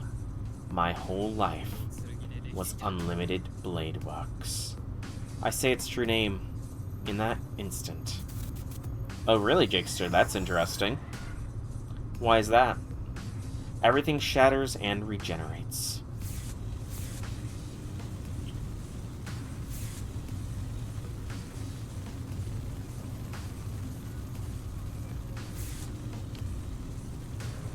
Flames rush in. The fire becomes a wall that creates a boundary and changes the world. A wasteland follows. A hill of countless swords reveals itself before me.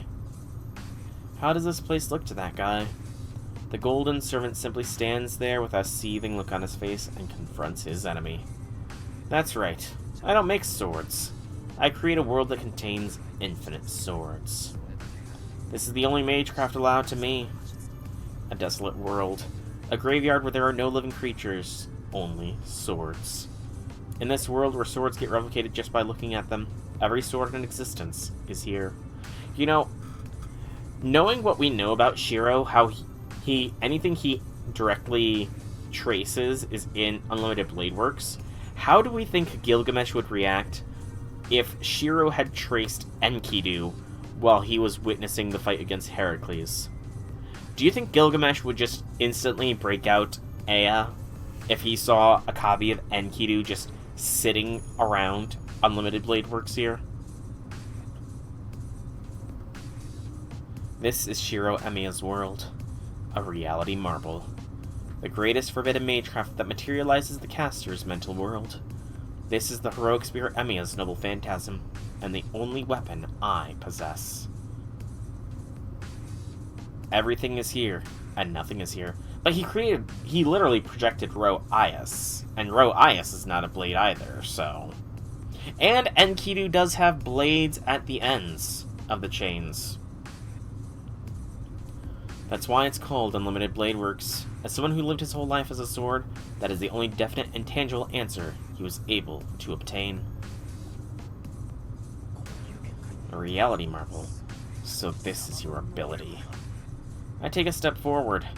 Surrounding me are the swords that were floating behind him earlier. Don't be surprised.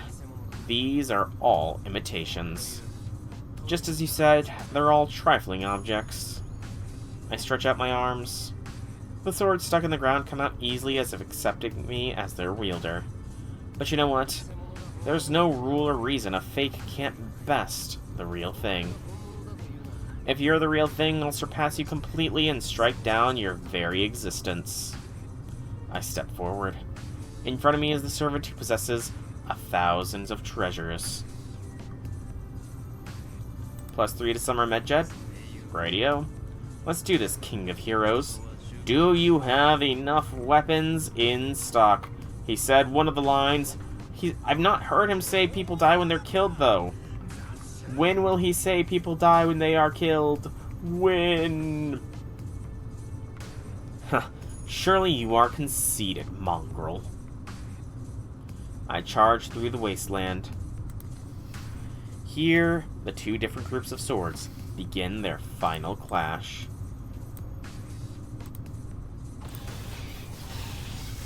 Infinity Lord, because I did not have the time at the end of the last FGO stream, Forgettable Dude is locked in at the very top of the thing, so you can choose to put your points elsewhere. Forgettable Dude will be getting leveled up next stream. I just did not have the time to do so in the last FGO stream. What is that? The first thing Saber sees after taking a detour in the temple grounds and reaching the lake is a massive lump of meat. Where's my meme? Gilgamesh responds, I have exactly 8. Memes are memes. Huan Fei Yu. He's from the most recent Halloween event.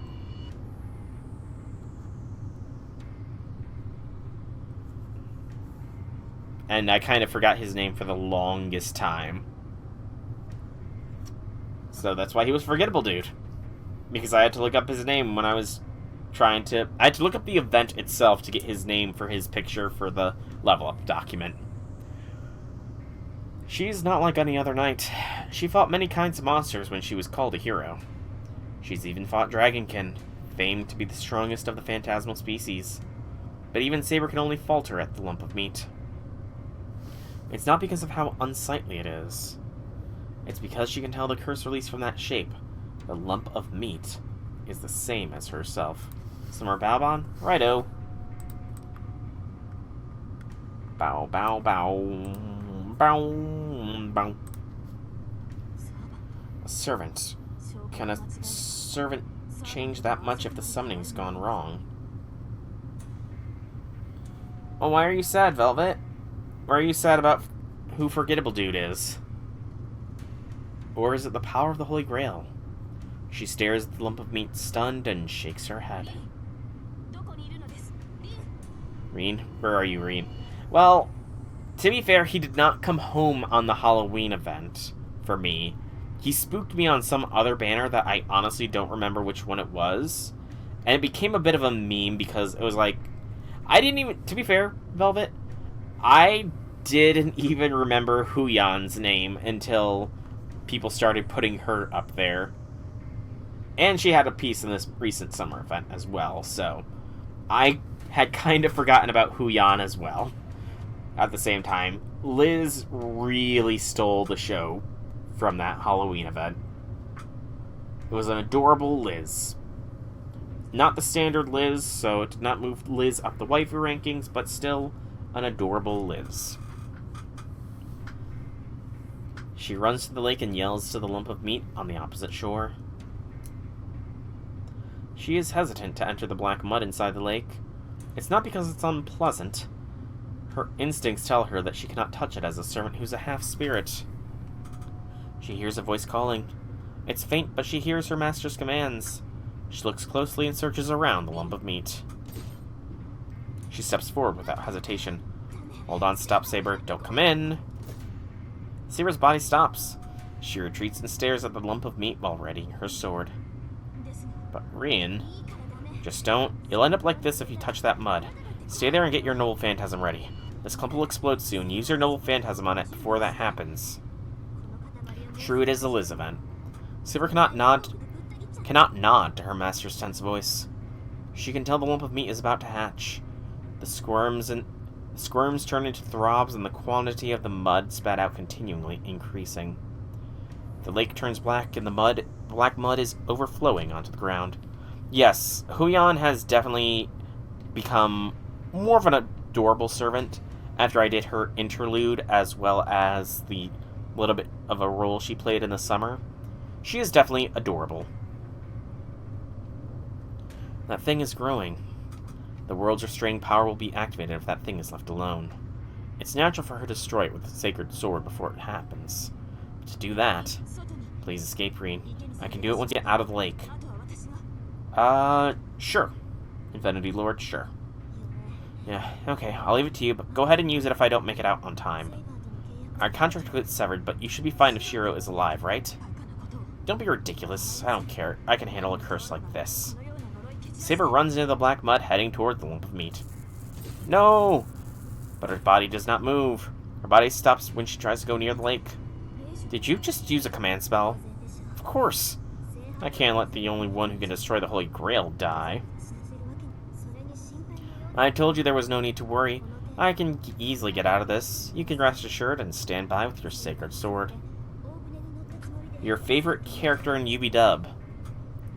Ilya, Herc, Media, or Media's master? Media. The thoughts she commands are full of composure as always. But needless to say, it is just a bluff. The lump of meat on the opposite shore. Her master that is there has nowhere to run. Oh, poor Reen. Having to drag Shinji in that state. Probably about as hard or even harder than your current hardest, so something to change This needs some changes. Need to be 2-3 minutes long. Sounds like it. She murmurs while being surrounded by strange arms made out of meat. The situation is hopeless. Shinji was saved. She ripped off the blood vessels and nerves which had melted into his whole body and took him out of the lump of meat. One could say he's alive if one turns a blind eye to the after effects he may have. No, although he's fainted, one could say he's better off than the girl carrying him. Problem is after that, I guess it would go on a rampage if its heart got taken. Would it let me go if I gave Shinji back? She slowly goes outside while staring at the tentacles blocking her way. But there is no exit. The tentacles are already blocking the way out to the lake. Even if she were to escape the tentacles that are trying to wrap around her and swallow her whole, she wouldn't be able to break through the part that has become a wall. My strength. She almost falls along with Shinji and holds out with all her might. Going past the cursed sea and crossing the floating islet of meat, she even performed neurosurgery to separate Shinji from the lump of meat. Okay, Reen, okay. I would not call what you did neurosurgery. Stop giving yourself pats on the back, Reen. At that point, the girl's magical energy had even broken into the reserve tank she'd not used for a long time. That idiot, taking my magical energy without hesitation. Thanks to that, I'm all out. She bears the dizziness as she complains. Of course she didn't mean it. She was just saying that. Besides, things wouldn't change even if she had magical energy left. The tentacles surrounding the girl have stopped because their prey is docile. Once they figure out that the thing that has invaded their body is poisonous, they'll take action immediately. Rin and Shinji are alive because she doesn't have enough magical energy left for them to prey on.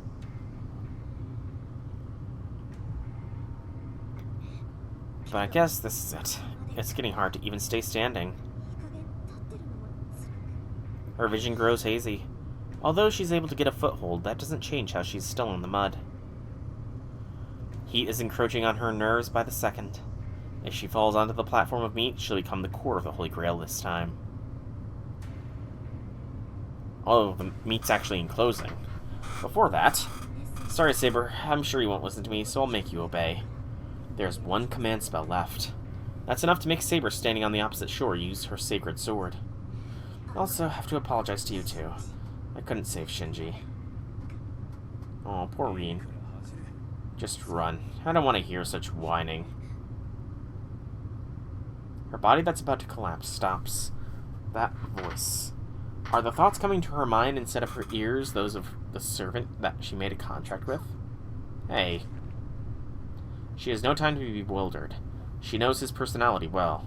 He told her to run, so he must have done something that she wouldn't be able to escape from if she didn't run. See, I don't think this happens in the anime. I'm pretty sure this does not happen in the anime. Again, it's been years since I've watched it, but you don't get a hint of this until not too long from now. I think. She runs through. The arrows that rain from the sky are like a downpour. She smashes everything that gets in her way, whether it be a net, platform, or tentacles of meat. Artillery fire! Super effective. She has no time to look back.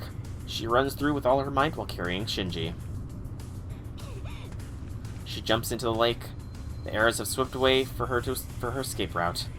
In just a short time, the black mud is repelled, and only dirty water leads to the shore. She runs across the lake while carrying Shinji. She runs to the shore, soaking wet with latent energy that shocks even her. Please, Saber. Her magical energy replies to the screaming voice. There is no need to check. The golden sword is raised and with overwhelming firepower, mows down everything in sight. The mountain of meat is cut in half and collapses. The black mud evaporates and the band of light changes the lake itself into a flat wasteland. And now back to Shiro. It's a rapid stream of light that illuminates everything. She looks for his figure in the midst of that red cloak. The figure of the other knight that she first made a contract with, who fulfilled his duty in the end.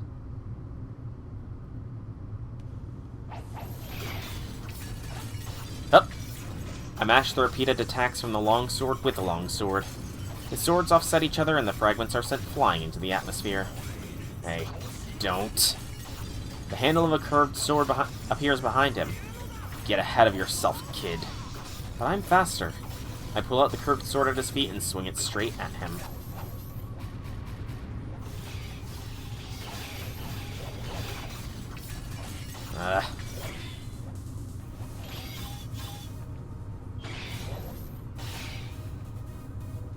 Gilgamesh retreats. I close the distance at once, pull out the sword, and slash at him. Oh no, Gil, your hair's gone spiky again! Why? Why am I losing to this mongrel sword? I match my sword to the rapid successions of noble phantasms. I'm not thinking. My body and mind will stop if I stop. I will keep moving forward now. The instant I see his noble phantasm, I reel in the same one that I have in hand and strike him down with all my might. Impossible. Am I being cornered by such a sham? The sounds of clashing swords echo through the area. He cannot handle my attacks and has to destroy my weapons with his. That will be the cause of his defeat. Having over 1,000 noble phantasms, he is the greatest heroic spirit without a doubt. But he's no more than an owner. He's not a wielder who only has one noble phantasm but is able to use it to its fullest potential. If my opponent was another servant, I would not be able to match them, even if I made a world like this. Even if I have infinite swords, I cannot beat an enemy who has a single, ultimate noble phantasm. I'm sure Gilgamesh would be able to, but I don't have enough physical ability to. Therefore, the only servant I can close in on is this man. If we have the same ability and we are both owners, I'll go a step ahead of him, since I already have swords prepared. I didn't think I would have to use my sword against someone like you. Gilgamesh raises his arm. The hilt that appears behind him is the demonic sword. It's the only sword that doesn't exist in this world. I won't let you. I swing my twin swords. I immediately draw a Kansho and Bakuya and cut off his arm as it reaches for the magic sword.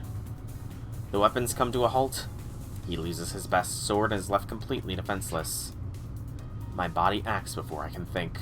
With victory assured, my arms and legs drive me into the King of Heroes space even more sharply to slice his body in two. He jumps back. Gilgamesh retreats, barely dodging my twin swords. At this moment, you're stronger than me. Gilgamesh admits his defeat and tries to retreat. I'm not letting you get away. Gil, if you had worn your armor, you would not be in this situation.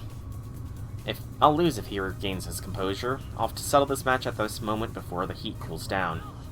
Bastard! Crap. He must have realized that he wouldn't be able to escape as he pulls out a noble phantasm from behind him with his remaining arm. But I'm faster. Meanwhile, I'll surely... Huh? Our voices overlap. That change is instant.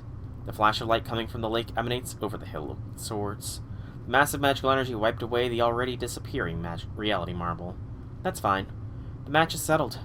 I can defeat the servant just by swinging these twin swords. But after that... a black hole. A round void big enough to swallow a human whole. Appears before me, on Gilgamesh's body. See, and this is more evidence that the Grail did corrupt him a little bit. Because there is a connection.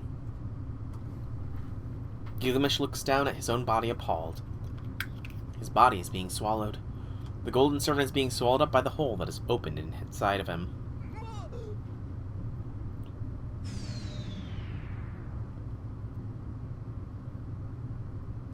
Did he want to say wait?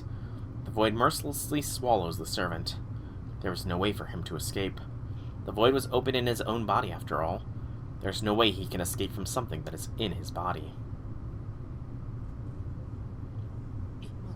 What was that? I stand there dumbfounded. The void in front of me gets smaller by the moment. I don't know what this is, but it seems like Tosaka and Rin and Saber were able to destroy the Holy Grail.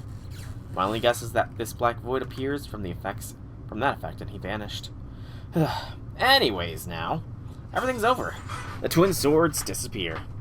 The magical energy occupying my body rapidly fades, and at the same time... Oh, shoot. Fatigue assails me. This is bad. I can't walk. I want to go see how Reen is doing right now, but my body won't move. Well, I'm sure she's doing fine since Saber went to her. Alright, I guess I can rest a bit. And the moment I take a deep breath, a chain wraps around my arm. My breath stops. The chain that's mercilessly wrapped around my arm pulls me towards the black hole. I put strength in my limbs, but I can't resist at all. My feet slide towards the void along with the very ground they are planted on. That fool. He doesn't even know a servant cannot become the core. You. The thing crawling from the void was definitely him. But that body has melted here and there. The void must melt anything it swallows. You little. I try to pull the chain off me, but it doesn't budge. The chain restrained even Berserker. It's not something I can take off no matter how hard I try. I'm getting drawn in. I'll be swallowed like him if I go anywhere near that void. Are you trying to take me with you? You fool. I have no intention of dying. Stay right there until I pull myself out, you lowlife. You. He's so arrogant even in a situation like this. Damn. What should I do? I can't get the chain off no matter what I do. I'll fall into the void along with him like this. Even if I hold out, he'll pull himself out then. It means I'm gonna die either way. Well, this is obviously the bad end then. This is very clearly the bad end, and because of that, I am gonna save here, just because I always save at the choices. But I'm gonna confirm it by taking a look at the flow chart.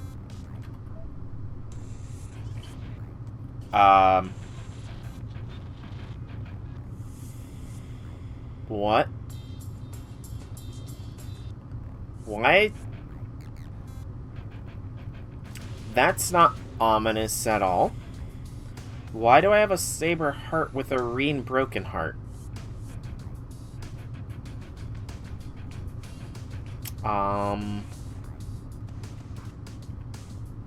Shiro, it's time to escape the situation.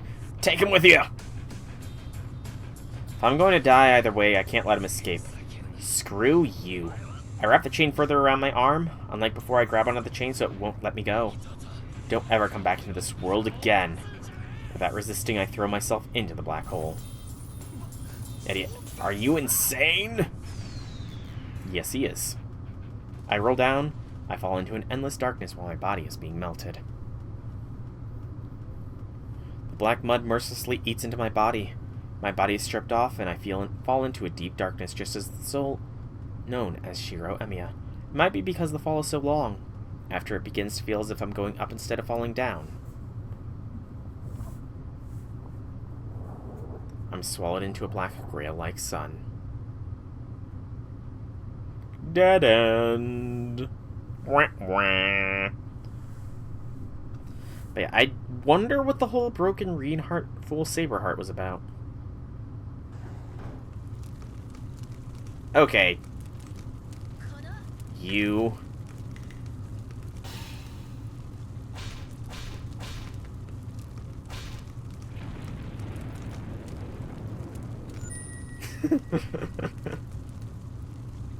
What the hell, you idiot? This is a shock. I didn't think there was a soldier watching this tiger dojo. Ah, Shiro, how pathetic of you to die. I have no advice to give. Quickly go back to the other choice and settle this match once and for all.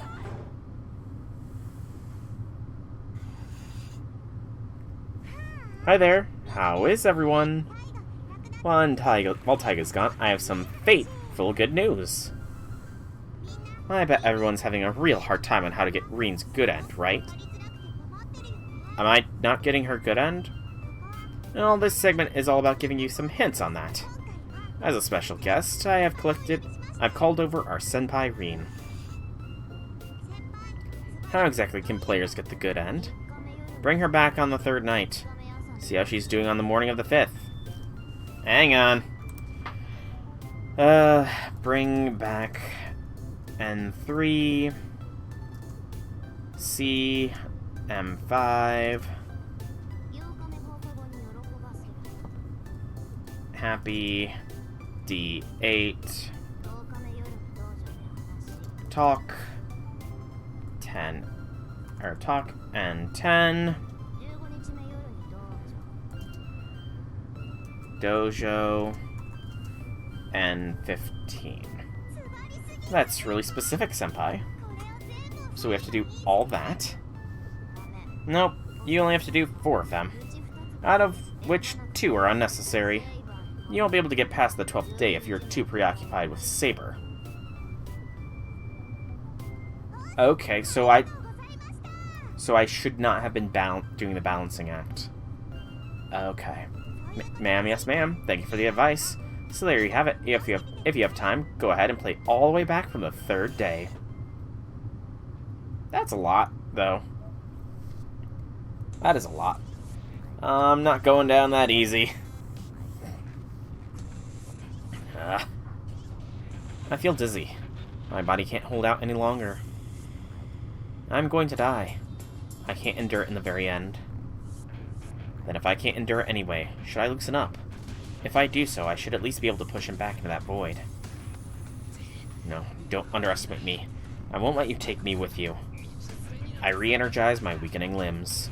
Will my arm tear off first? Will his chain rip off first? Or will he crawl out first? It doesn't matter. I'll fight until the very end and die a flashy death. You can do as you wish, but dodge to the right before that. Excuse me. Huh? I turn around immediately. I look at the temple grounds in the distance, which has become a wasteland. Something flies by as if brushing past me. You archer. The chain comes off. In the end, looking like he saw something unexpected, he lets go of the chain of heavens. I fall on my butt. The void shrinks to the size of my palm and vanishes as I look on, undumbfounded. That was... Unable to even stand, I look at the wasteland behind me.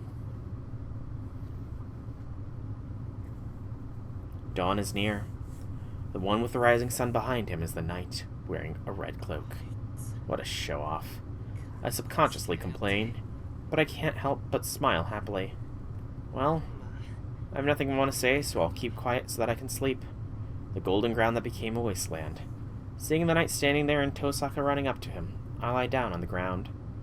She should say everything I want to say to him on my behalf. So, I'll sleep for now. I'm sure we'll end up fighting if we see each other again, and I'm not used to saying farewell to myself.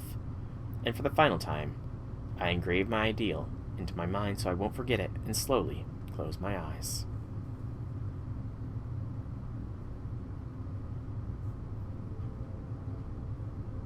The ground that he stands on is similar to the wasteland that I saw before. There's nothing around. There's nothing extra on this summit where everything was blown away. The battle has ended. The battle for the Holy Grail has ended, and the curtain is about to fall on his battle as well. He doesn't know how long it was, but the accumulated wish that should have bound him forever is gone now. The end quickly permeates into him and melts this era's version of his body. He looks towards the voice calling him. That girl must not have the spare energy to run, but she runs to him, breathing unsteadily. He quietly watches her. The girl that ran up to him looks up at the knight, still breathing unsteadily. The red cloak flowing in the wind shows no trace of what it used to be. It's torn everywhere, and its armor is cracked and broken. His existence is weak. The knight that stands still with haughtiness, just like the time they first met, starts to disappear from his feet up. Dawn approaches in the distance. The golden sun rises faintly from the horizon. Too bad. Well, that's what happened. Give up the Holy Grail this time, Reen. Does he not have anything special to say? The Red Knight says a trivial thing like that. That gets the girl all the more. With that body that was about to disappear, the knight was the same knight as before. An ally that she trusted and ran through the night with, who had her back while making sarcastic remarks. She can declare that those memories were fun, looking back at them. And they're still in front of her, unchanged. He remained to save her at the last moment. He lost his master and withstood the noble phantasm of the King of Heroes. His body was disappearing, but he didn't ask for help and watched over their battle. That end is in front of her.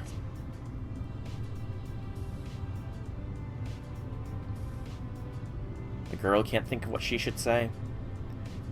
It is always like that for her at the most crucial times. She loses her quick-wittedness when she needs it most. The knight smiles slightly. He knew that from the start. The girl's clumsiness is a memory more fond than anything to the knight in red. What? Now's not the time to be laughing. She looks up at the knight, annoyed. Sorry, it's just the way you looked. I was just stunned by how worn out we both look. He still has that smile even as he banters. She gets a lump in her throat from seeing his face, free of regrets. She wonders if it's okay. For the moment, she wonders if it's okay for him to disappear like this. Form a contract with me again. She says those words that she shouldn't say. I can't do that. I do not know if you plan to continue your contract with Saber, but I don't have the right to do so. And I have no objective anymore. My battle ends here. His answer has no doubt, and his will is pure. His face is as bright as the sunrise, and how can she force him when he's making a face like that? But then... you'll never be saved. The girl swallows her words and looks down. That is not something the girl should say, and it wouldn't be granted even if she kept the knight in this world. I'm troubled. I don't have any attachments to this world, but it's troubling to have this girl cry. For him, the girl always has to be positive, realistic, and indulgent. He was always encouraged by her. That's why he wanted this girl to be her usual self until the very end.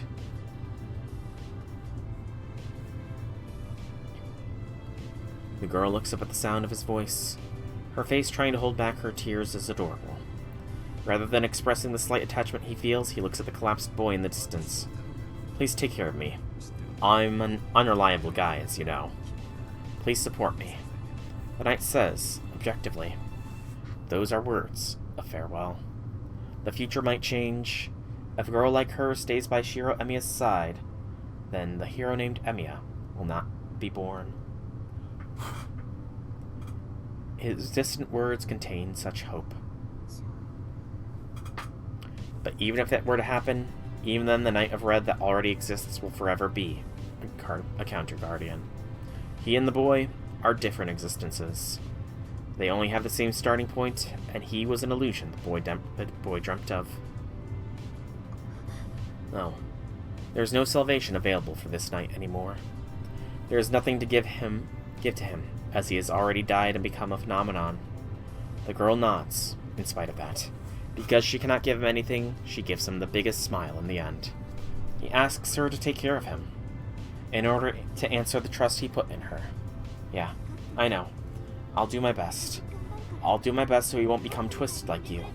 I'll do my best so that he'll be able to be like himself. So, you should also forgive yourself. She doesn't put it into words. The girl looks up at the disappearing knight with a flood of emotions.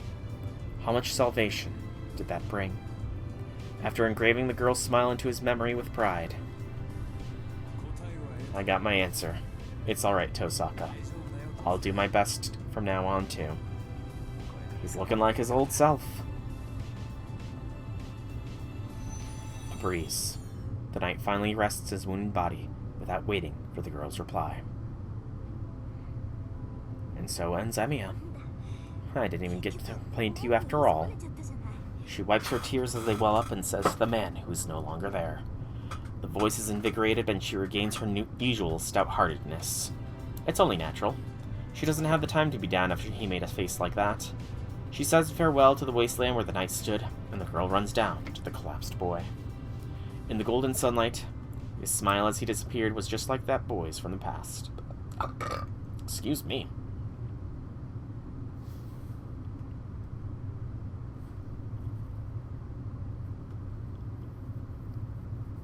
Epilogue. Okay. So it said something about not reaching Reen's good end. Well, I might be on Reen's good end, but I don't know. I truly do not know if I'm on Reen's good end or not. Guess I'll find out.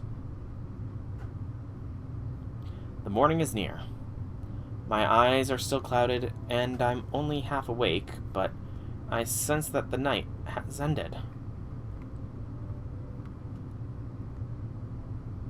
The only thing left is this comfortable listlessness. My hands are so tired that they can't grip a sword, and my body doesn't have an ounce of magical energy left. To be honest, I'm burnt out. Oh. But it's not a regretful end. I have a feeling of accomplishment, as I've done everything I can do. I'm only burned out now. My rested body is starting to return to its regular pulse, and is ready to welcome another morning. My mind starts to become clear. My once gray mind sways drowsily. I should wake up in a moment. Right before that, I recall him for the last time. His fluttering cloak is no more. That man left along with the ever-burning sky. He didn't turn back or explain anything. He just leaves behind his back that he's not ashamed of. I follow that path with my eyes. One end. I reach my hand out to that man that went after the same ideal and path. As I have beaten him, I will not run away. I grip my empty fist tightly, as if to tell him I'll reach him someday. No, you won't. Reen will keep you from doing that. At least from going the same way. I wake up with the morning sunlight. My body feels slightly heavy and is covered in wounds. This is my room. I look around the room blankly and look at the clock. It's 10 a.m. and the date is February 16th. Well, it's been a whole day. I'm surprised, but my mind is objectively calm. After the battle at Ryoto Temple, I must have been carried here and passed out, after I passed out and slept the whole day. It's too quiet. Tosaka must have gone home already. Hey Saber, are you awake? I stop before I finish. There's no way she's awake. No, first of all, there's no way she's here. The Holy Grail doesn't exist anymore. The thing that can keep servants in this world is now gone. Therefore, that blonde girl is no longer in this world anymore. Oh. Right. I cover both my eyes with my hands and look up at the ceiling as if to endure something. The room is dead silent. Fair, Infinity Lord. Fair. The winter morning is cold, and the air that I breathe in tightens my lungs. The time seemed both long and short. The events that happened within these 2 weeks, and the traces she left in this room, passed by me. We shall talk afterwards. Her saying that and running off was the last I saw of her. A retreating figure. We both knew we would not meet again, touch each other again, or return with the three of us again. Knowing there was nothing that could be done, we didn't exchange words of farewell. I'm hungry. I stand up. The joints of my body hurt when I move, and I realize that fight wasn't a dream. It's cold. The hallway's freezing. The hallway creaks as I quickly make my way towards the living room. Well, I get to the kitchen and put on my apron. I put the frying pan over the fire, cut 2 slices of bread, take out some eggs that are about to expire. Toast the bread, crack open the eggs on the pan. Hear the sweet sound of oil popping as I prepare some plates and make 2 nice sunny-side-up eggs. Perfect. I put the eggs on some white plates and put the toast in the basket. I turn to the living room from the kitchen and... oh.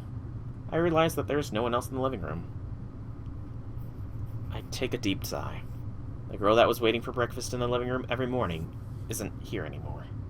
Reality finally hits me. The war's ended. The battle over the Holy Grail has come to an end. How dumb of me to finally realize that now by experiencing a morning without her. I made too much. I put the frying pan down. My appetite is gone even though I was hungry. Take off my apron and go past the living room. It's nice outside. I feel like seeing the dojo where I first talked with her, so I leave behind the breakfast I made too much of. This is kind of melancholic. I step inside the empty dojo. The faint sunlight illuminates the wooden floor. There. An unmistakable figure sits there in a dignified manner. My eyes widen. Did I time travel back 2 weeks ago or something? Are you awake? So, this is the not good end? Seems like you're fine now. I thought you'd wake up soon since your wounds were small. What's wrong? Your mouth has been open for a while. Do you have a wound that is not apparent? No, that's not it, but... my confusion is dealing more damage than a fatal wound, and it's taken me a lot of time to recover. Saber? Yes. What is it, Shiro? Yeah, you're Saber, right, Saber? It's as you can see, or do I look like Archer or Lancer to you? Of course not, you don't look like anyone else at all. I shake my head. Yes, of course, you're covered with wounds, but you are Shiro like always. That finally calms my panicked mind down. It's more like my train of thought stopped as I was admiring Saber. You're really Saber. That is what I'm telling you. Is there something wrong with your eyes, Shiro? Saber reaches out to me. She feels for my eyelids, and she definitely seems real. Her pale fingers gently touch my eyelids, then pull away. There's no doubt about it now. Saber is Saber. She's still here as always, even though the Holy Grail is gone.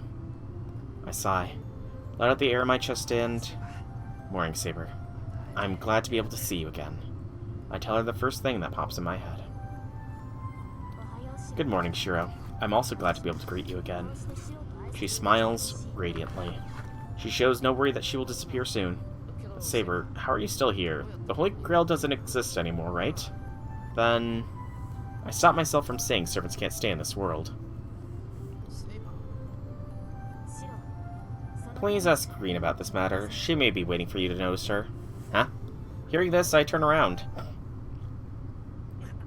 Oh. What a response. You're all kind of Saber, but all I get is, oh? Tosaka, you are here? I was taking position here since you didn't wake up after that. She glares at me to ask if is there a problem? I mean, you were staying at my place? Yeah, I had to treat your wounds, and I had to explain to Miss Fujimura and Sakura. I can't leave you and go home by myself. I see, that's true. Sorry I caused you trouble again. You don't have to thank me. You're not causing me trouble, and besides, you're the biggest contributor to our victory. Just accept it as a reward. We'll cut you some slack today. She says, looking away. That was so like her that it makes me relieved. Just like Saber and I were safe, Tosaka also got through the war safe. I see. Thank you for everything, Tosaka. A lot happened, but we made it back. I extended my hand to express my gratitude and accomplishment. Well, you're right. We didn't lose anyone, so it was a complete victory. I guess congratulations is the appropriate word to close things off. She shakes my hand, smiling. Her hand that I held is soft and troubles me that reminds me of that night. But even while blushing, we still confirm each other's existence in each other's hands. So that's fine, but what did you do to Saber? I didn't do anything to her. We just continued our contract, so she's still my familiar. Saber's the strongest familiar, so I can't let go of her that easily. She casually replies, but it's not that simple. Saber became a servant in exchange for the Holy Grail. She should be free now that her reward is gone. I see. Did you hear that, Saber? Shiro's thinking you should go back already. No, of course not. What I'm trying to say is that there's no use in keeping Saber as a familiar.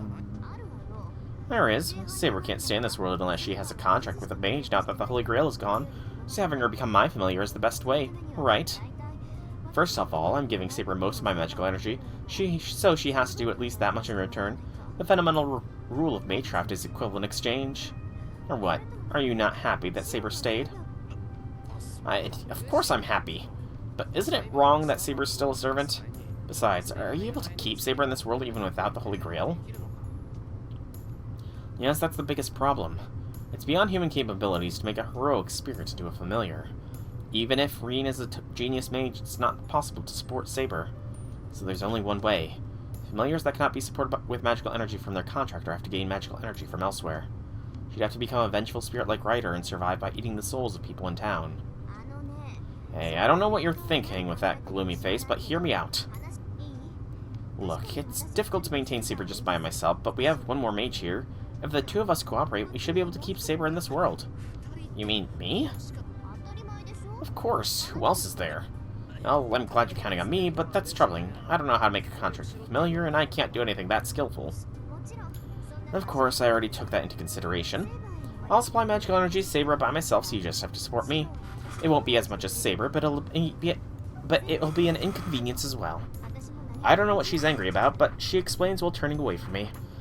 Putting her attitude aside, what do you mean by support?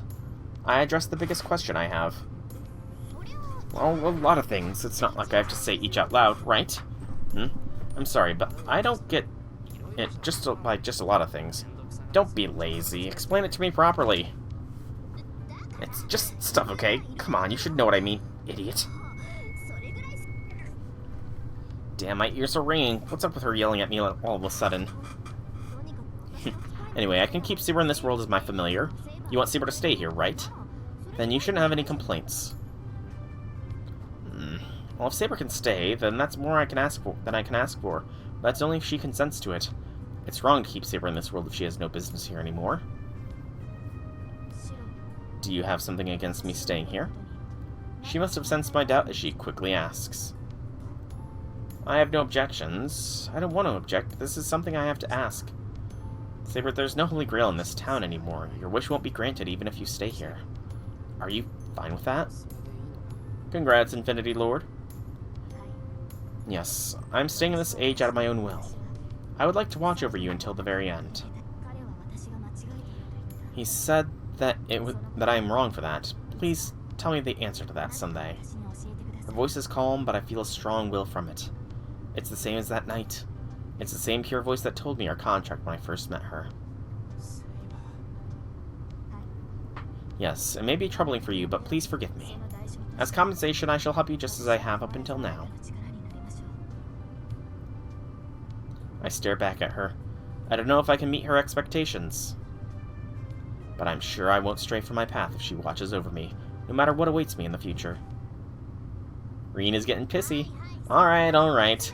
It's fine to stare at each other, but we're not getting anywhere like that. Why the loud voice? You scared me. It's because you two are flirting. Listen up. Let's get back on topic. Saber will form a contract with me, and Shira will cooperate. It's an ex post facto approval, but you two are all right with that. Yeah, I have no complaints if Saber consents to it. But what do you mean by cooperate? I still don't know what I'm supposed to do, so I'm a bit reluctant to agree. I asked hoping Saber would agree. Yes, it would be difficult for Shiro to make a promise he doesn't know much about. Reen, what do you mean by having Shiro support you? They want to get her to admit it, or Saber wants to get Reen to admit it. Saber questions and Reen retreats as if defeated. Good. Even Reen would have to give up if a third party gives an objective opinion. Come on, Saber's saying so too, so give me a clear explanation. I pursue her as my chance of victory. However...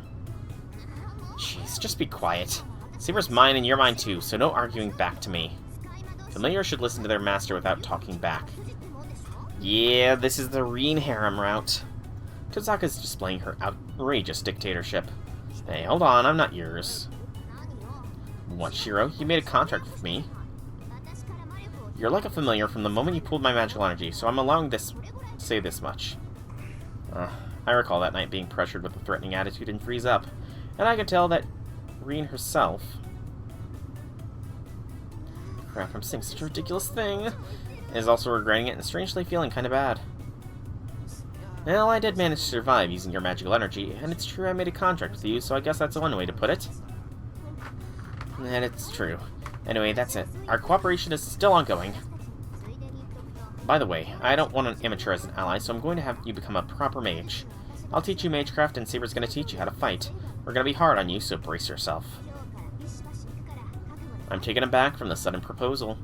That's dependable, but that means, Reen, are you becoming my magecraft instructor? It can't be helped, right? There's no other suitable person. And you're mine, so I can't let someone else do it. That's unfair. She's gonna make me blush if she says that with a flushed face. We're both blushing and becoming stiff, unsure what to say. I need more training. I can't speak because I'm too conscious of her. And right before she's about to go on a rampage from too much tension. If we're done talking, why don't we have a breakfast? Saber comes to the rescue. You're right. I'm getting hungry too. You haven't eaten breakfast yet, right, Shiro? She's acting awkward. No, I prepared breakfast as soon as I woke up, but I came here before eating, so I haven't eaten it yet. I also answer awkwardly. What, so you have breakfast ready? Yeah, there are 2 servings of toast. Really? Well, that's thoughtful of you, Shiro. Let's hurry and go to the living room, Saber. Oh. I don't know where that previous awkwardness went, as she pulls Saber's hands and leave the dojo. I watch them leave for 10 seconds, dumbfounded.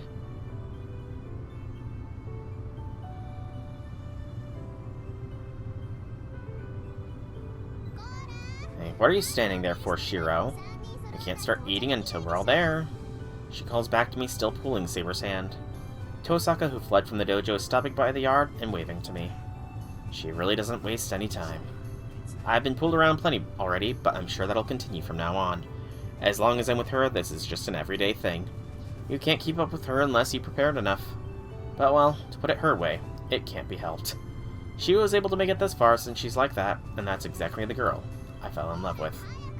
Come on, hurry. We're gonna start eating without you. Even while saying so, she's staying there and waiting for me. She's always grumpy and cool-headed, but she's really good-natured deep down. Yeah, I'm coming, hold on. I leave the dojo and follow after the 2. That's a nice ending, CG. Tosaka's there and Saber's there. Tosaka's not one to stay put, and Saber has a competitive spirit, so I'm sure they'll go anywhere. It's obvious that these hectic days, which would leave me even tire my old man, will continue as long as the 3 of us are together. There is a determined future, and a future that I'm walking towards. Even if the day comes when I'm able to reach that place where he stood, it's possible that there's a different future that awaits me if there will be bright days like this. The sun has risen already. For the things I can't change by myself, if it's the 2 of us, I think we can change them a bit. I just have to start walking down the path. At my own pace, I'll walk on with my reliable partner. Yeah, I don't see how this is not a good end.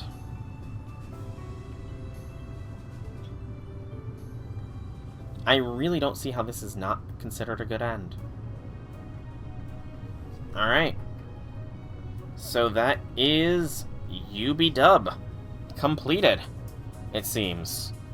At least one of the route endings. I don't think there's any way I can skip through this. Yeah, there's no way to skip through the credits here. But yeah, UB-Dub. So it is definitely a different ending from what the anime showed off, because I do recall the anime has an ending where Rin and Shiro are at the clock tower and there is no Saber. So I imagine that is the other ending that they consider the good ending, but I don't know. I think this is a fine good ending as well. It is implying Rin, Shiro, Saber all get to be happy together for very long time, however long their lives will end up going, essentially. Rest in peace, Atsuko Tanaka, the VA of Media. You know, she passed away a couple of years back, so rest in peace for her. But yeah, this was a pretty good route, you know. I definitely prefer... I don't know, actually. There is more action in this route compared to Fate, but Fate was a new route for me, I will say. I never had experienced the Fate route before, so there was a lot of stuff I was going blind in with it. Whereas with UB-Dub, I experienced the anime a couple years back, and of course, the abridged has been going on for a couple years as well, and I've been watching that too. It's not the same, but still. But yeah, I liked UB-Dub still. I did still like UB-Dub, like making fun of Shiro's stupidity and all that stuff.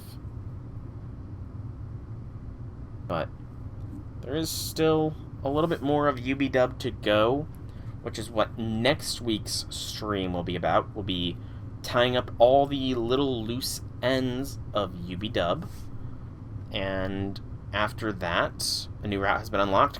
So completed Reen's good ending. So I did get her good ending. Show me the ending list.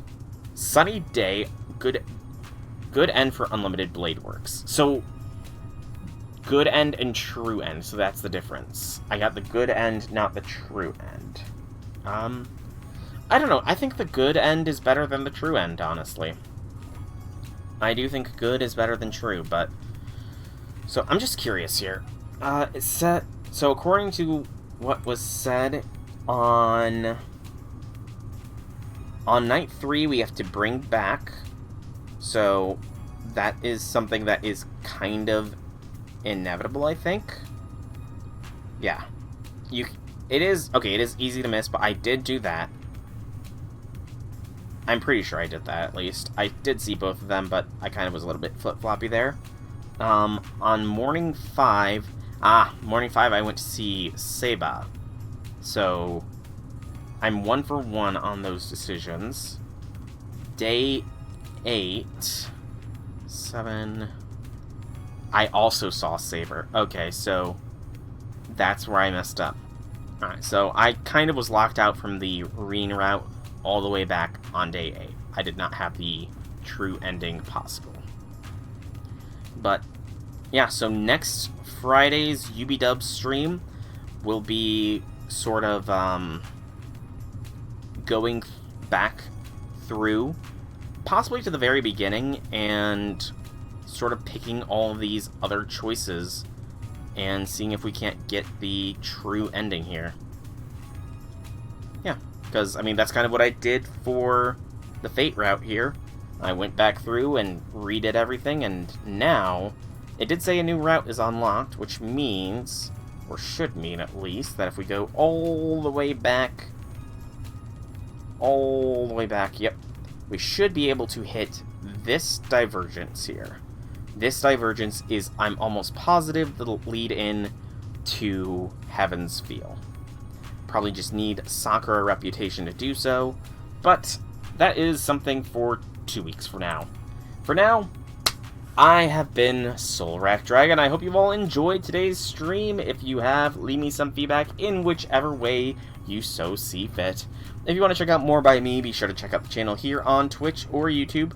Same name, same games. There is plenty of content for all to enjoy. Like this video if you are watching this on the YouTube. Please subscribe to the channel as it shows some support. Comment if you have anything at all to say. And, yeah, follow me on Twitch, join the Discord down below, and that's kind of all there really is to say. So, once again, thank you all so much for coming out. I hope you enjoyed. Have a fantastic evening, everybody.